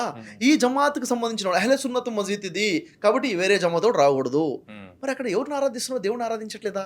మరి వేరే జమాత్ వాడు రావద్దు అంటే వేరే మతం పక్కన పెట్టండి, అదే మతంలో ఉన్నటువంటి అదే ముస్లింలో ఉన్న ఒక వర్గం రావద్దని చెప్తున్నారు వీళ్ళు. ఒక వర్గం వాళ్ళు వేరే వాళ్ళని కాఫీర్ అని, వాళ్ళందరూ కూడా దారి తప్పారని, వాళ్ళు నరకంలోకి వెళ్తారని చెప్పడం నాకు ఏ మాత్రం నచ్చండి విషయం సార్. ఈ విషయాలని సంస్కరించబడాలి. ఇవన్నీ ఎక్కడ ఉన్నాయి, మతాల్లో ఉన్నాయి, మజబ్లో ఉంది. దీనిలో తేడాలు లేవండి, ధర్మంలో తేడా లేదు, ధర్మం గ్రంథాల్లో ఉంది. Very good. అలాగే ఈ మత విషయాలు మాత్రమే మనుషులను విపరీతంగా ప్రేరేపిస్తాయి, విపరీతంగా ఆరాధింపజేస్తాయి, విపరీత ధోరణిలోకి తీసుకెళ్తూ ఉంటాయి. అవునండి. కానీ నిజంగా సర్వమానవ సౌభ్రాతృత్వాన్ని, సర్వమానవ వికాసాన్ని, సంక్షేమాన్ని ఆకాంక్షించేటువంటి గొప్ప గొప్ప గురువులు అన్ని మతాల్లోనూ ఉన్నారు సార్. గతించిన వాళ్ళలో 3 పేర్లు చెప్పండి నాకు. ఇస్లాం నుండి ఒకరిని, క్రైస్తవం నుంచి ఒకరిని, Hindu. Sir ultimate the best personalities చెప్పాలంటే శ్రీరాములు వారు అండి. The best personality sir. వారిని మనం రోల్ మోడల్గా తీసుకొని వారి అడుగుజాడల్లో కనుక మనం నడుస్తే దట్స్ ఇనఫ్ సార్. ఒక పర్సనాలిటీ. ఇక్కడ Jesus Christ the greatest personality మనకు రోల్ మోడల్గా ఉన్నారు. ఇక్కడ ప్రాఫెట్ ముహమ్మద్. నేను 3 సమానంగా చూసాను సార్. ఓకే, నేను అడుగుతుంది దేవుళ్ళ గురించి కాదండి. ఈ నవీన కాలంలో గత కొద్ది సంవత్సరాలుగా, ఒక 100 సంవత్సరాలుగా గతించినటువంటి వాళ్ళలో నిజమైనటువంటి మానవ సంక్షేమాన్ని కోరుకున్నటువంటి వ్యక్తులని అడుగుతాను. వ్యక్తులు, నాట్ దేవుళ్ళని. అవును సార్. ఇక్కడ ఎవరిని చెప్తారు అంటే ఒక చిన్న కరెక్షన్ సార్. ఏంటంటే దేవుడి గురించి చెప్పడానికే వీళ్ళు 3 చెప్పారు. అంటే శ్రీకృష్ణుల వారైనా కానీ, శ్రీరాముల వారైనా కానీ, ప్రాఫెట్ ముహమ్మద్ అయినా, జీసస్ అయినా కానీ, వీళ్ళు ప్రజలకు బోధించిన మెసేజ్ ఆ పైవాడి గురించే. అంటే వీరు బోధకులు, మన కోసం ద బెస్ట్ రోల్ మోడల్స్ మనకి. అందుకే రాములు వారు ఏమన్నారు, అంతా విధాత సంకల్పం అని చెప్పారు మనకి. ఇది సార్. ఇంకా ఆ తర్వాత ఎవరున్నారంటే వివేకానంద గారు ఉన్నారు, రామకృష్ణ పరమహంస ఉన్నారు. ఎంత గొప్ప విషయాలు చెప్పారండి. అసలు హింస లేకుండా ఉండాలి, తోటి మానవుని ప్రేమించండి, మతము అనేది మనిషిని చెడగొడుతుంది అని చెప్పారండి క్లియర్గా. మతాలు వదిలిపెట్టండి, ధర్మాన్ని అర్థం చేసుకోండి, ధర్మమే మానవత్వాన్ని బోధిస్తుంది అని చెప్పారు. Very great people. ఇలాంటి 2 వ్యక్తులు, ఒక వ్యక్తి క్రైస్తవంలో చెప్పాలంటే ఎవరి పేరు చెప్తారు? క్రిస్టియానిటీలో జీసస్ తర్వాత అందించినటువంటి సేవలు చాలా మంది చేశారు సార్. దీంట్లో వారి శిష్యుల్లో రీసెంట్ టైమ్స్ అంటే అంతగా నాకు ఫాదర్స్ కానీ, ఇప్పుడు పోప్స్ వీళ్ళు అంటారు కదా, అట్లా. అవునవును, చాలా మంది చేస్తున్నారు సార్. వ్యక్తిగతంగా చాలా మంది సేవలు అందిస్తున్నారు. ఆ టైంలో చూసుకుంటే మాథ్యూ ఉన్నారు, ల్యూక్ ఉన్నారు, మార్క్ ఉన్నారు, పౌలు ఉన్నారు, సెయింట్ పాల్ వీళ్ళు అందించారు, చాలా గొప్ప సేవలు అందించారు. అంటే వాళ్ళు ఇచ్చినటువంటి మెసేజ్ నెమ్మది తర్వాత వాళ్ళు మార్చేసే క్రమం జరిగింది. యాక్చువల్గా ప్యూరిటీ అనేది మనం మెయింటైన్ చేయగలగాలి. ఇప్పుడు నెక్స్ట్ మహమ్మద్లోకి, ఇస్లాంలోకి వస్తే చాలా మంది సేవలు అందించారండి. ఇమాం బుఖారీ వారు ఉన్నారు, చాలా మంచి సేవలు అందించారు. ఆ తర్వాత ఇచ్చినటువంటి సర్వీసెస్. అబు హనీఫా వారు ఉన్నారు, చాలా గొప్ప సేవలు అందించారు. గతంలో వాళ్ళందరూ చేసినటువంటి మార్గంలోనే ఇప్పటికీ చాలా మంది మత బోధకులు, ప్రవక్తలు వీళ్ళందరూ కూడాను ధర్మాన్ని బోధిస్తున్నారు. అవునండి, సంతోషం. ఎగ్జాక్ట్. ఇప్పుడు ఉన్నటువంటి వ్యక్తుల్లో, ఇప్పుడు ప్రజెంట్ సిచ్యువేషన్లో ఒక వ్యక్తి పేరు ఇస్లాం నుంచి చెప్పండి, ఒక వ్యక్తి పేరు క్రైస్తవం నుంచి చెప్పండి, ఒక వ్యక్తి పేరు హిందూయిజం నుంచి చెప్పండి. చాలా పెద్ద పరీక్ష పెట్టేశారు. హైందవ నుండి చెప్పండి. ప్రభు గారు, నాకు ఈయన చెప్తున్నటువంటివి చాలా చక్కగా నచ్చుతున్నాయి. ఈయన మార్గం అనుసరణీయంగా ఉంది క్రైస్తవులకి, ఈయన మార్గం హిందువులకు అనుసరణీయంగా ఉంది, ఈయన మార్గం క్రైస్తవంలో అందరి సమాజ సామూహిక సంక్షేమాన్ని ఆశించే విధంగా ఉందనేటువంటి 3 పేర్లు చెప్పరా? సార్, ఇప్పుడు గరికపాటి గారు ఉన్నారండి. గరికపాటి గారి యొక్క బోధనలు చాలా ఇన్స్పిరేషన్గా ఉంటాయి. అంటే అది యూత్కైనా కానీ, మహిళలకైనా కానీ, ఆల్ సెక్ట్ ఆఫ్ గ్రూప్ పీపుల్కి మార్గదర్శకంగా ఉంటాయి, ఒక మోటివేషనల్గా ఉంటాయి. గరికపాటి గారి యొక్క వాక్యాలు చాలా, నేను కూడా చాలా వింటాను. చాలా అద్భుతమైన స్పీచెస్ ఇస్తుంటారండి. ఎక్సలెంట్గా వాళ్ళు వర్క్ చేస్తుంటారు. ఇంకా క్రిస్టియానిటీలో చూసుకున్నట్లయితే వెరీ రీసెంట్గా ఇన్సిడెంట్ అనేది ప్రవీణ్ పగడాల గారు అని చెప్పేసి ఇన్సిడెంట్ ఇప్పుడు హాట్ టాపిక్గా ఉంది కదా. వీరు క్లియర్ స్టేట్మెంట్ ఏమి ఇచ్చారంటే మతం చంపుతుంది, ధర్మమే మానవుడికి కావాలి అని చాలా క్లియర్ స్టేట్మెంట్స్ ఇచ్చారు. ఈ మతాన్ని వదిలిపెట్టండి, నాకు క్రిస్టియానిటీ కూడా ఒక మతం అయితే దాన్ని కూడా వదిలిపెట్టండి, కాబట్టి మనం బైబిల్ గ్రంథాలలో ఉన్న ధర్మాన్నే తీసుకోండి అన్న వరకు కూడా చాలా చక్కగా బోధించారు. బట్ తీసుకోవాలి, ఎగ్జాక్ట్లీ తీసుకోవాలి. ఎందుకంటే సార్, ఒక వ్యక్తి మనం మంచి చెప్పినప్పుడు దాన్ని మంచిగా తీసుకోవాలి ఖచ్చితంగా. అవును కదా సార్. ఇప్పుడు అదేవిధంగా మనం ఇస్లాం గురించి బోధించినప్పుడు చాలామంది ఉన్నారు, చాలా మంది ఉన్నారు సార్. ఇప్పుడు అంటే ఎగ్జాక్ట్గా ఒక పేరు చెప్తే జనరల్గా ఎలా ఎత్తుక్కోవటమే అవుతుంది, ఏదో ఎత్తుక్కోవటం ఉంది. రెచ్చగొట్టే వాళ్ళని గురించి చెప్పండి అంటే మాత్రం కొన్ని 100 పేర్లు అన్ని మతాల్లో వస్తాయి. రెచ్చగొట్టి చెడగొడుతున్న వాళ్ళ విషయం చెప్పమంటే మాత్రం బయటికి చెప్పలేము. ఇప్పుడు ప్రవీణ్ పగడాల విషయం చాలా సెన్సేషన్ అయింది, దాని గురించి మీరు కూడా మాట్లాడారు. అవునండి. ఆయన మరణం అనేటువంటిది ఒక మిస్టరీగా మారిపోయినటువంటి నేపథ్యం. అవును, దాని గురించి మీరు మాట్లాడారు. మీరందరూ మాట్లాడింది తొందరపడి ఒక కోయిలా ముందే కూర్చుంది అన్నట్లుగా దర్యాప్తు దశలోనే ఉండగానే మీరందరూ దాని గురించి ప్రస్తావనలు చేసి, మీరు కానీ, పాల్ గారు కానీ, కేఏ పాల్ గారు కానీ, ఇంకా కొంతమంది వీళ్ళు రెచ్చగొట్టేలాగా ప్రసంగించారనేటువంటి ఒక అపవాదం మీ మీద ఉంది. మీరు ఎంతవరకు సమర్థించుకుంటారు? ఇక్కడ 3 వర్షన్స్ ఉన్నాయండి ఇక్కడ ఈ విషయంలో. ప్రవీణ్ పగడాల గారి విషయంలో 3 వర్షన్స్ ఉన్నాయి ప్రజల్లో. ఒకటి, అది యాక్సిడెంట్ అని చెప్పేసి ఒక వర్షన్. తర్వాత ఇంకో వర్షన్ ఏంటంటే అది ఖచ్చితంగా హత్యనే అనే వర్షన్ ఒకటి. మూడోది, అది మనకు తెలియదు, ఇన్వెస్టిగేషన్లో తెలుస్తుంది, ఇన్వెస్టిగేషన్ చేయనివ్వండి. నేను ఈ మధ్యలో ఉన్నటువంటి వ్యక్తినండి. నేను అది హత్య అని డిక్లేర్ చేసిన వ్యక్తిని కాదు, అది యాక్సిడెంట్ అని డిక్లేర్ చేసిన వ్యక్తి కాదు. నేను ఆల్రెడీ మీడియా ముందు ఇచ్చిన స్టేట్మెంట్ మళ్ళీ ఇప్పుడు ఇస్తున్నాను. అది ఇన్వెస్టిగేషన్ తర్వాత అది యాక్సిడెంటే అని తేలితే మంచిగుండు అని నా మనస్ఫూర్తిగా నేను కోరుకున్న వ్యక్తిని. ఎందుకంటే మత విద్వేషాలు చెలరేయకుండా ఉంటాయి కాబట్టి. ఆ తర్వాత నేను ఇచ్చిన సెకండ్ స్టేట్మెంట్, ఒకవేళ అది ఇన్సిడెంట్కి అయి ఉంటే, యాక్సిడెంట్ కాకుండా ఇన్సిడెంట్ ఏదో ప్లాన్ ప్రకారం జరిగి ఉంటే ఖచ్చితంగా చట్టం చర్య తీసుకోవాలి అని చెప్పేసి డిమాండ్ చేసిన వ్యక్తిని తప్ప ముందే కూసి ఏదో చెప్పినటువంటి వ్యక్తిని అయితే కాదు. కొంతమంది చెప్పేశారు ఇది ఖచ్చితంగా హత్యనే అని చెప్పేసి స్టేట్మెంట్ ఇచ్చారు. ఇంకా ముందుకెళ్ళి ఈ హత్య చేసింది ఎవరంటే ఫలానా ఆర్గనైజేషన్స్ అని పేర్లు కూడా చెప్పేశారు. చాలా పెద్ద తప్పది, దాన్ని ఖండించాను నేను. ఈ విధంగా చేయడం చాలా తప్పు చేశారు. వాళ్ళు చేశారని మీరు ఏ ఇన్వెస్టిగేషన్లో మీకు అనుమానాలు కదా, మీకు అనుమానం ఉంటే పోలీస్ డిపార్ట్మెంట్కి చెప్పండి, వాళ్ళు ఇన్వెస్టిగేషన్ చేస్తారు తప్ప మీడియా ముందు ప్రకటించేశారు, 5-6 పేర్లు ప్రకటించేశారు. దీనివల్ల ఏమవుతుంది సార్, శత్రుత్వాన్ని కొని తెచ్చుకునే వాళ్ళం అయిపోతాం కదా, విద్వేషాలు వచ్చేసినట్టు అయిపోతుంది. కాబట్టి తప్పని చెప్తున్నాను. యాక్చువల్లీ అది ఏంటంటే ఇన్వెస్టిగేషన్ తెలియాలి. నేను వెంటనే నేను వెళ్ళి స్పందించే ఉద్దేశం ఏంటంటే, నిజంగా ఒక పాస్టర్, ఒక బోధకుడు అన్న ఆలోచనతో నేను అక్కడికి వెళ్ళాను అంతే తప్ప అక్కడికి వెళ్ళిన తర్వాత ఇది మొత్తం ఇది ఒక పెద్ద మిస్టరీగా ఉందన్న విషయం నాకు తెలిసింది. మిస్టరీగా ఉందని తెలిసింది. ఒకవేళ అలా అయితే న్యాయం జరగాలని వాయిస్ రేస్ చేశాను. ఒకవేళ అన్నది అండర్లైన్ సార్. ఒకవేళ అది హత్య అయ్యి ఉంటే న్యాయం జరగాలి, ఇది యాక్సిడెంట్ అవ్వాలని కోరుకుంటున్నాను. ఈ 2 స్టేట్మెంట్స్ చాలా క్లియర్గా ఎప్పుడు నేను ఇచ్చాను. అంతే తప్ప కొంతమంది ఏదైతే ఇది మర్డర్ జరిగిపోయింది, ఇలా అన్యాయం జరిగిపోయింది అని స్టేట్మెంట్స్ ఇచ్చిన వ్యక్తిలో నేనైతే లేను సార్. మిగతా వాళ్ళు ఇచ్చిన స్టేట్మెంట్ని మీరు ఎలా ఖండిస్తారు? ఖచ్చితంగా తప్పు సార్ అది. యాక్చువల్గా ఎందుకంటే ఒక మాట అనేస్తాము, మాట అంటానికి కొన్ని సెకండ్స్ పడుతుంది, కానీ ప్రజల్లోకి వెళ్ళిపోతుంది సార్. ప్రజల మనోభావాలతో మీద ఇంపాక్ట్ పడుతుంది అది. కాబట్టి ఈరోజు చూడండి, అనేక మంది కూడా ఇది యాక్సిడెంట్ అని నమ్మడం మొదలుపెట్టేశారు. కొంతమంది అనేక మంది లేదు ఇది మర్డర్ అని చెప్పి నమ్మడం మొదలుపెట్టేశారు. 2 గ్రూప్స్గా విడగొట్టేశాం. ఎలా? ఈ మాట్లాడటం ద్వారానే. కాబట్టి ఇక్కడ మనం చేయాల్సింది ఏంటంటే మిడిల్ స్టాండ్ తీసుకోవాల్సిన అవసరం ఉంది. రైటిస్ట్ లెఫ్టిస్ట్ కాకుండా మిడిలిస్ట్గా మనం ఉన్నప్పుడు మాత్రమే న్యాయం జరుగుతుంది సార్. ఇలాంటి విషయాల్లో ఏ విషయంలో సమధర్మం అనేటువంటిది అవును అవునండి, ఏ విషయంలో అయినా కానీ మధ్యస్థంగా యమధర్మము సమధర్మము సమవర్తి అంటారు యముణ్ణి. ఆవిలాగైనటువంటి ఒక వైఖరి తీసుకోగలి తప్ప అవును ఒక ఏకపక్షం కాకూడదు. బట్ నిజంగా న్యాయం అనేటువంటిది, ధర్మం అనేటువంటిది మాత్రమే ఫైనల్గా ఇది అనేటువంటిది ఇది. కానీ చాలా అన్రెస్ట్ అనేటువంటిది సమాజంలో పెరిగిపోతుంది అనేటువంటిది మాత్రం నిజం. చాలా ఎక్కువ వచ్చేసింది సార్. చాలా అన్రెస్ట్ ఈ మధ్య కాలంలో విపరీతంగా పెరిగిపోతుంది అనేటువంటిది నిజం. ఏంటి కారణం అని మీరు అనుకుంటున్నారు? 2 రీజన్స్ అండి. ఒక రీజన్ అయితే ఆల్రెడీ మనం మాట్లాడుతున్నాము, మత బోధకుల యొక్క స్వార్థం వల్ల జరుగుతుంది. వారి స్వార్థపూరితమైనటువంటి విద్వేషపూరితమైన ప్రసంగాల వల్ల. విద్వేషం ఏముంది, నా గ్రూపే కరెక్ట్ మిగిలినవి తప్పు అన్న ఒకటి.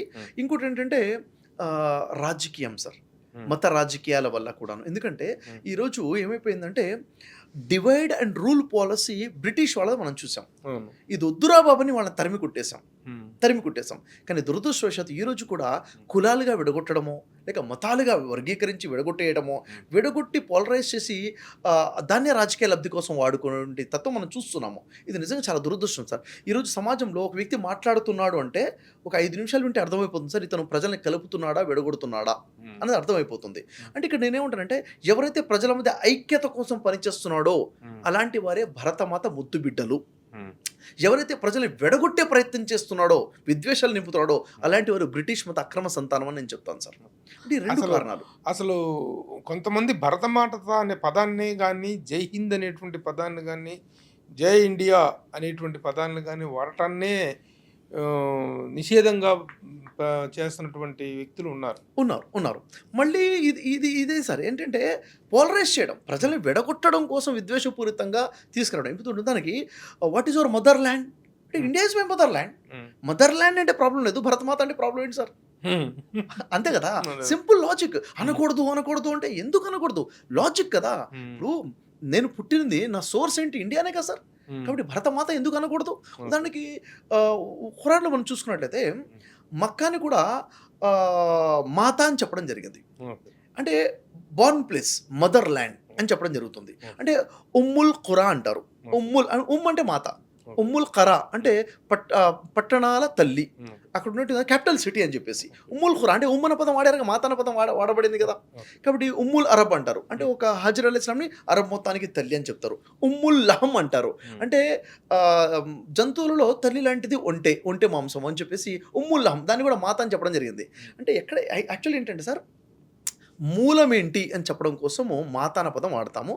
ఎక్కడి నుంచి అయితే ఎక్కువ లాభం జరుగుతుందో దాన్ని కూడా మాతాన పదం వాడటం జరుగుతుంది. ఉదాహరణ చూడండి, ఇప్పుడు గంగా రివర్ ఉంది, గంగమ్మ తల్లి అంటాం.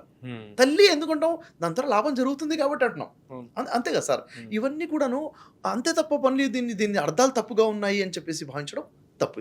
అయితే భరతమాత అంటే ఈరోజు మనం ఏదైతే చూస్తున్నామో భరతమాత అని చెప్పేసి ఒక మనం రూపం కూడా చూస్తున్నాము. అయితే ఆ చేతిలో జాతీయ జెండా ఉన్నది భరతమాత సార్. అలాగే కాషాయ జెండా పెట్టేసి భరతమాత ఫోటోలు గూగుల్లో కొట్టిన భరతమాత అని కొట్టితే కాషాయ జెండా వస్తుంది. అది ఆర్ఎస్ఎస్ మాత. ఆర్ఎస్ఎస్ మాతకి భరతమాతకి డిఫరెన్సెస్ తెలియాలి మనకి.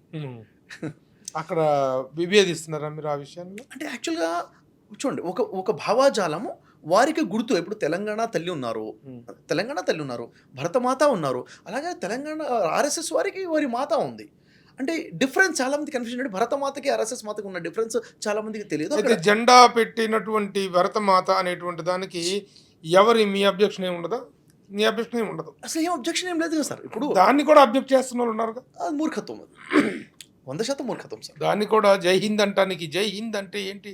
హిందీ ఇండియాకి జై హింద్ అనే తప్ప జై హిందూయిజం అని కాదు కదా. అసలు కానే కాదు. ఇక్కడ వచ్చినటువంటి డిఫరెన్స్ ఏంటంటే సార్, జై అనే పదానికి అర్థం ఏంటి అంటే కొంతమంది అనుకుంటున్నారు అది ఘన కీర్తి, ఘనకీర్తి కేవలం దేవుడికే చేయాలి. దీన్ని అరబీలో హమ్ద్ అంటారు. హమ్ద్ అన్నది దేవుడికే చేయాలంటారు.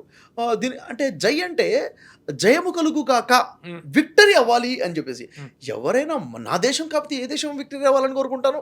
భరతమాతకి జై, జై హింద్. ఇప్పుడు జై భీమ్ అంటాము, అవునా, జై జవాన్, జై కిసాన్ అంటాము. మరి అలాంటి ఇప్పుడు భరతమాతకి జై ఎందుకు కాదు? ఎందుకు కాదు? ఇది చెప్పేవాళ్ళు లేక సార్. ఇప్పుడు ఏమంటారంటే చెప్పినా అలో చేసేవాళ్ళు లేక. సార్ ప్రజలు చాలా మంచివాళ్ళు సార్. ప్రజలు హై ఇంటెలెక్చువల్ పీపుల్, ప్రజలు చాలా తెలివిగల వాళ్ళు, ప్రజలకు అర్థమవుతుంది, ప్రజలు మంచివాళ్ళు.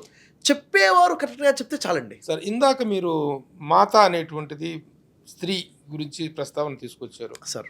ఆ మాత అనేటువంటిది ఏ ఏ ఏ వ్యక్తికైనా అమ్మ లేకుండా భూమి మీద పుట్టినవాడు లేడు.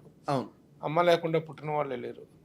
కానీ కొన్ని మతాలు అమ్మని, ఆడదాన్ని హింసిస్తున్నటువంటి వాటిల్లో, ఆడవాళ్ళ స్వేచ్ఛని హరిస్తున్నటువంటి వాళ్ళలో, ఆడవాళ్ళ వ్యక్తిత్వాన్ని అణిచేసి వాటిల్లో కొన్ని మతాలు చాలా ఇదిగా ఉన్నాయి. ఇక్కడ చెప్పారు హిందూయిజం వీటిల్లో కూడాను నా స్త్రీ స్వతంత్రం అర్హతి అన్నాడు ఒకడు. ఇంకోళ్ళు అంటారు ముదితలు నేర్పగరాని విద్యలు కలపై ముద్దార నేర్పించినట్టు ముద్దు చేసిన వాళ్ళు ఉన్నారు. నా స్త్రీ స్వతంత్రం అర్హత అంటూ ఖండించిన వాళ్ళు ఉన్నారు. కానీ ముఖ్యంగా ఇస్లాం మతంలో స్త్రీ స్వేచ్ఛ అనేటువంటిది ఒక ప్రశ్నార్థకం అవుతుంది. నస్లీమా తస్లీం కానీ మిగతా కొంతమంది అభ్యుదయవాదులు చేసినటువంటి ప్రయత్నాలని చాలా నిర్దాక్షిణ్యంగా అణిచివేయటం కోసం చేసినటువంటి దీన్ని మీలాంటి సంస్కర్తలు, మీలాంటి ఆధునిక భావాలు కలిగినటువంటి మిమ్మల్ని ప్రబోధకులు అంటానికి లేదు, స్పీకర్స్, ఉత్తేజకులు ఎలా తీసుకుంటారండి స్త్రీని? ఇస్లాం చూసే విధానం ఏంటి? ఇక్కడ ఇస్లాం అంటే రెండు ఉన్నాయి సార్. ఇక్కడ ఖురాన్ బోధిస్తున్న ఇస్లాం వేరు, ప్రజలు బోధకులు బోధిస్తున్న ఇస్లాం మొదటి నుంచి మనం మాట్లాడుతాం. ఇక్కడ మత స్వేచ్ఛ అక్కడక్కడ హరించబడుతుంది అంటే ఒప్పుకోవచ్చు. అయితే ధర్మం ఇస్లాం మాత్రము హక్కులు ఇచ్చింది. స్త్రీకి ఆస్తి హక్కు ఇచ్చింది, స్త్రీకి ఎడ్యుకేషనల్ ఫ్రీడమ్ ఇచ్చింది. ఇప్పుడు ఉదాహరణ చూసినట్టయితే చరిత్రలో అంటే ప్రవక్త వారి సతీమణిలో ఆయిషా రజల్లా ఉన్నారు. తను గొప్ప స్కాలర్, పిహెచ్డి స్కాలర్ ఆ టైంలో. అంటే చాలామంది వచ్చేసి పెద్ద పెద్ద స్కాలర్స్ వచ్చేసి ప్రశ్నించేవారు, అసలు ఈ విషయాన్ని ఎలా అర్థం చేసుకోవాలి అని అడిగితే దాన్ని వివరణ ఇచ్చేవారు. మెడికల్ సైన్స్ తనకు తెలుసు, నిజంగా చెప్పాలంటే షీ వాజ్ ఎ డాక్టర్ అని చెప్పాలి. అంటే స్త్రీ ఇక్కడే ఇలాగే ఉండిపోవాలి అని ఎక్కడా చెప్పలేదండి, చెప్పలేదు. కానీ కొన్ని ముస్లిం కంట్రీస్లో మనం చూస్తూనే ఉన్నాం. అయితే ఇక్కడ ఏముందంటే స్త్రీలు ఎప్పుడైతే బయటికి వెళ్తున్నారో ఒంటరిగా వెళ్తే మీకు సెక్యూరిటీకి ఇబ్బంది అవుతుంది కాబట్టి తోడుగా వెళ్ళండి, తోడు పెట్టుకుని వెళ్ళండి అని చెప్పడం జరిగింది. ఎందుకంటే సార్ ఈరోజు ఎన్ని అరాచకాల సమాజంలో జరుగుతున్నాయో మనం చూస్తున్నాం. కాబట్టి ఒంటరిగా ప్రయాణం చేయడం వల్ల మీకు ఇబ్బంది కలిగే అవకాశం ఉంటుంది. కాబట్టి ఒంటరితనం తాలూకు ఇది చెప్పకండి సార్, అది కాదు యాక్చువల్లీ చెప్తుంది. ఇస్లామిక్ దేశాలలో, కొన్ని ఇస్లామిక్ దేశాలలో స్త్రీల పట్ల ప్రవర్తిస్తున్నటువంటి అనాగరికమైన 100% ఖండించాలి సార్. ఆ అనాగరికమైన వివక్ష గురించి మామూలుగా ఆడవాళ్ళు వెళ్తుంటే తోడెళ్ళాలి, ఒక తమ్ముడు, ఒక అన్నయ్యో, ఒక నాన్న వెళ్ళటం అనేటువంటిది అన్ని చోట్ల అన్ని ఒక్కళ్ళు వెళ్ళకూడదు అంటే మళ్ళీ మనం వాళ్ళని ఖండిస్తున్నాము, బంధించేస్తున్నాము అని అర్థం కాదు. ఇస్లామిక్ దేశాలలో, కొన్ని ఇస్లామిక్ దేశాలలో స్త్రీ స్వేచ్ఛ అనేటువంటిది ఇంత దారుణంగా హరించబడుతున్నప్పుడు మీలాంటి మేధావులు అనేటువంటి వాళ్ళు నిష్కర్షగా ఖండించి యుద్ధాలు చేయాలి కదా. 100% సరే. యాక్చువల్గా ఏమైందంటే ప్రపంచ దేశాలు దాదాపు 200 దేశాలలో దాదాపుగా ఒక 30 నుంచి 40 ముస్లిం దేశాలు, ఇస్లాం దేశాలు అన్నాను, ఇస్లాం వేరు ముస్లిం దేశాలు వేరు. ఎందుకంటే ఇస్లాం అనుసరించిన సొంత మతాన్ని అనుసరించే వాళ్ళు అయితే దాదాపుగా 30 నుంచి 40 దేశాలు ఈరోజు శవాలు దెబ్బలుగా మారిపోయాయి. ఎందుకు? మత పిచ్చి, మత ఉన్మాదం వల్ల. ఈరోజు పాకిస్తాన్ ఉంది సార్, ముస్లింలు ఇస్లాంను విడిపారు. ఏంటి సార్ దాని పరిస్థితి ఏంటి? అది ఎంత ఘోరమైన అశాంతిలో బతుకుతున్నారు వాళ్ళు. ఇది మత ఉన్మాదం కాదా సార్? అది అంటే నిజంగా చెప్పాలంటే ఎప్పుడైతే ధర్మం ఎప్పుడైతే వదిలేస్తామో, నిజ ధర్మాన్ని ఎప్పుడైతే వదిలేస్తామో మనిషికి మనశ్శాంతి లేకుండా పోతుంది. కాబట్టి వాళ్ళు ఖురాన్లో యాక్చువల్గా చెప్పబడ్డ ధర్మం ముస్లిం ఇన్ ఇండియా, ఈ ముస్లిం ఇన్ పాకిస్తాన్ అండ్ బంగ్లాదేశ్, ఇండియాలో హ్యాపీగా ఉన్నారు. ఇండియాలో ఉన్న ముస్లిం చాలా మనశ్శాంతిగా ఉన్నాడు. నేను ఉన్నాను సార్, చాలా. ఎందుకంటే ఇండియాలో ఉండి ఇండియా గురించి గొప్పతనం చెప్తే కరెక్ట్ కాదేమో, కానీ దేశాలు తిరిగి వచ్చి చెప్పేవాడు మాట. నేను అనేక దాదాపు 10-12 దేశాలు నేను చూసాను. ఇప్పుడు నేను ఇస్తున్న స్టేట్మెంట్ ఏంటంటే India is peaceful country sir, చాలా పీస్ఫుల్ కంట్రీ. నేను చాలా గర్వంగా, ప్రౌడ్గా ఫీల్ అవుతున్నాను. మరి ఈ మధ్య అమెరికా యునైటెడ్ స్టేట్స్లో అమెరికా ఇక్కడ అన్రెస్ట్ పెరిగిపోతుందని చెప్పి యునైటెడ్ దీంట్లో ఒక వింగ్ ఒక స్టేట్మెంట్ ఫాక్స్ చేసింది ఎక్కడ అన్రెస్ట్ పెరుగుతుంది? ఇండియాలో. ఇండియాలో. ఇప్పుడు ఆ దిశగా అడుగులేస్తుంది భారతదేశం. దాని నుంచి మనం కాపాడుకోవాలి. ఇప్పుడు ఒకప్పుడు ఎక్కడ సార్, ఇప్పుడు మనం స్కూల్కి వెళ్ళేటప్పుడు భారతదేశం నా మాతృభూమి, భారతీయులందరూ నా సహోదరులు అనుకున్నాము. నిజంగా నేను నా స్కూల్కి వెళ్ళే టైంలో, నా కాలేజ్ టైంలో ఎక్కడ కూడా మతము అన్న మాట ఎక్కడ వినపడలేదు సార్. నువ్వు హిందూ, నేను ముస్లిం ఫీలింగ్ ఎక్కడ లేదండి. తెలియదు. నేను 60s లో, మీరు 70s లో. Yes, our childhood. అవునండి. My childhood is in 60s and 70s. My youth is in 70s. అవును. మీ చైల్డ్హుడ్ 70s. అవును. మీ యూత్ 80s. అక్కడ నిజంగా లేదు. లేదు ఈ సార్, ఆ మధ్య టైంలో కాలంలో పిట్రెక్కిపోయినంత కులతత్వము, మతతత్వము ఆ రోజుల్లో లేదండి. రాజకీయ సులాభం కోసం చేసినటువంటి కొంతమంది స్వార్థపూరితమైన వ్యక్తుల కోసం జరిగింది. లాజిక్ ఏంటో చెప్తాను సార్. ఇక్కడ ఓవరాల్గా ఏం జరుగుతుందంటే, రాష్ట్ర స్థాయినా దేశ స్థాయినా కానీ ప్రజల నుంచి దోచుకొని పెట్టుబడిదారులకి పెట్టడం జరుగుతుంది ఓవరాల్గా. ఇది ప్రజల దృష్టిలో రాకుండా ఉండడానికి, ప్రజల దృష్టి మరలించడం కోసం ఈ విద్వేషాలు రేకెత్తించడం జరుగుతుంది. అంటే అరే ఇలా జరిగిపోతుంది అని చెప్పి ఇప్పుడు మన ఫోకస్ మొత్తం ఏమైపోయింది, హిందూ ముస్లిం, క్రిస్టియన్ హిందూ అన్న ఫీలింగ్లోకి వచ్చేసి కొట్టుకొచ్చి వచ్చేటప్పుడు ఇంకా డెవలప్మెంట్ గురించి గవర్నమెంట్ ఏం చేస్తుంది క్వశ్చన్ అడిగే పరిస్థితులు లేము. ఈరోజు యువత చూడండి సార్, యువత మొత్తం అరెస్ట్ అయిపోయి ఉన్నారు. మనకు స్వతంత్రం ఉంది అంటున్నాం కదా, లేదు సార్, అరెస్ట్ బందీలుగా ఉన్నాం. ఎక్కడ బందీలు ఉన్నాం? పోర్న్ సైట్స్లో యూత్ బందీ అయిపోయి ఉంది కదా సార్. ఈరోజు బెట్టింగ్ యాప్స్లో యూత్ బందీ అయిపోయి ఉంది, గేమింగ్ యాప్స్లో బందీ అయిపోయి ఉంది. ఇవన్నీ కూడా పెద్ద స్ట్రాటజికల్గా వదిలినటువంటి విషయాలు సార్ ఇవన్నీ కూడాను. అంటే యువత ఎప్పుడైతే ఇవి కాకుండా డెవలప్మెంట్ గురించి, సొసైటీ గురించి ఆలోచిస్తాడో ప్రశ్నిస్తాడు. ప్రశ్నించే గొంతు ఉండకూడదని చెప్పేసి ఇదంతా. ఇప్పుడు చూడండి, పోర్న్ సైట్స్ ఓపెన్ కానీ కంట్రీస్ లేవా? మరి ఈరోజు సింగిల్ క్లిక్కి పోర్న్ సైట్స్ ఓపెన్ అయిపోతున్నాయి. బెట్టింగ్ యాప్స్ నిషేధం అని చెప్తున్నాయి, బెట్టింగ్ యాప్స్ లైసెన్సెస్ ఇస్తున్నారు. వైన్ షాప్స్ మద్యం తాగొద్దు అని చెప్తూనే మద్యం షాప్కి లైసెన్స్ ఇచ్చినట్టుగానే ఇక్కడ బెట్టింగ్ యాప్స్కి లైసెన్స్ ఇస్తున్నారు. ఇవన్నీ కూడా ఎందుకు జరుగుతున్నాయంటే ఖచ్చితంగా వాళ్ళ చెప్పు చేతలు పెట్టుకోవాలి. మానవుడు అంటే సామాన్య ప్రజలు, యూత్ మానసికంగా, ఆర్థికంగా బలహీనంగా అయిపోవాలి. ప్రశ్నించేవాడు ఉండకూడదు. దీనివల్ల ఈ విధంగా ఉంది. ఇలాగే కనుక వదిలేస్తే రాబోయే తరాలు ఇంకా, ఎందుకంటే సార్ ఈరోజు మన భారతదేశం అభివృద్ధి చెందుతూ ఉన్న దేశంగానే చూస్తున్నాం. భారతదేశం డెవలపింగ్ కంట్రీ, అభివృద్ధి చెందుతున్న దేశం ఎప్పటి నుంచి వింటున్నాం సార్ మనం? నేనైతే నా చిన్నప్పటి నుంచి వింటున్నాను. డెవలపింగ్ కంట్రీ తప్ప కదా, అప్పట్లో అండర్ డెవలప్డ్ అన్నాం, తర్వాత డెవలపింగ్ అన్నాం సార్. ఎప్పుడైతే ఇండియా డెవలపింగ్ కంట్రీగా ఒకప్పుడు ఉందో, 70 సంవత్సరాల ముందు ఉందో, అప్పుడు మలేషియా కూడా డెవలపింగ్ కంట్రీ, వెనకబడ్డ దేశమే. సింగపూర్ వెనకబడ్డ దేశమే. జపాన్ కుప్పకూలిపోయిన దేశం. చైనా కూడా వెనకబడ్డ దేశాలే. ఇప్పుడు ఇవన్నీ ఏమిటి సార్? ప్రపంచాన్ని రూల్ చేసే డెవలప్డ్ కంట్రీస్గా ఉన్నాయి. మనం ఎందుకంటే మనం ఇక్కడ కొట్టుకొని చచ్చిపోతున్నాం. ఈ విభేదాలు వచ్చేసాం అనమాట. ఓకే. భిన్నత్వంలో ఏకత్వం తాలూకు, ఏకత్వంలో భిన్నత్వం తాలూకు పరిణామాల్లో కూడా దీన్ని ఒక దిశగా తీసుకోవాలి. అభివృద్ధి నిరోధక శక్తులుగా మతం అనేటువంటిది ఇదేటువంటి జరుగుతుంది. అవునండి. సరే, అట్లాగే ఈ ట్రయాంగిల్ లవ్ స్టోరీ అనేటువంటిది ట్రయాంగిల్ హేట్రెడ్గా పెరిగిపోయిందండి, విపరీతంగా పెరిగిపోయింది. ఈ సందర్భంగా కొన్ని నిర్ణయాలు తీసుకోవటం అనేటువంటి దాన్ని బీజేపీ ప్రభుత్వం అనేటువంటిది ఒక ఇదిగానే తీసుకుంది. ముఖ్యంగా కామన్ సివిల్ కోడ్ గురించి మాట్లాడుతుంది. కామన్ సివిల్ కోడ్ గురించి బ్రదర్ షఫీ ఏమంటాడు? కామన్ సివిల్ కోడ్ యొక్క ఆవశ్యకత గురించి ఏమంటారు? A rule of a country must be followed by every citizen of that particular country. అలా కాకుండా మతపరమైనటువంటి రిజర్వేషన్స్, మతపరమైనటువంటి మినహాయింపులు మాకున్నాయి అనేటువంటి దీంతో కొన్ని ముస్లిం సంబంధమైనటువంటి వాళ్ళు ప్రవర్తిస్తున్నారు. ముఖ్యంగా ఫ్యామిలీ ప్లానింగ్ విషయంలో కానీ, కొన్ని విషయాల్లో రిజర్వేషన్స్ విషయంలో కానీ. దీన్ని బ్రదర్ షఫీ ఎలాంటి దృష్టితో చూస్తారు? సార్ ఇక్కడ విషయం ఏమవుతుందంటే సార్, ముస్లిం పర్సనల్ లా మాత్రమే లేదండి, ముస్లిమ్స్కి మాత్రమే పర్సనల్ లా ఉందని చెప్పట్లేదు. సిక్కుల కోసం కూడా ప్రత్యేకంగా లా ఉంది, ఫార్సీస్కి ఉంది. అంటే ప్రతి మతస్థులో కూడా ప్రత్యేకమైన వీరి విశ్వాసాలకి భంగం జరగకుండా వాళ్ళ చట్టాలనే ఉన్నాయి. రాజ్యాంగం చెప్పింది ప్రతి ఒక్కళ్ళ మత విశ్వాసాలకి రెస్పెక్ట్ అనేది ఇవ్వడం జరిగింది. దానికోసం సివిల్ లా ఇవ్వడం జరిగింది సార్. ఇప్పుడు హిందూ మ్యారేజ్ యాక్ట్ అని ఉంది.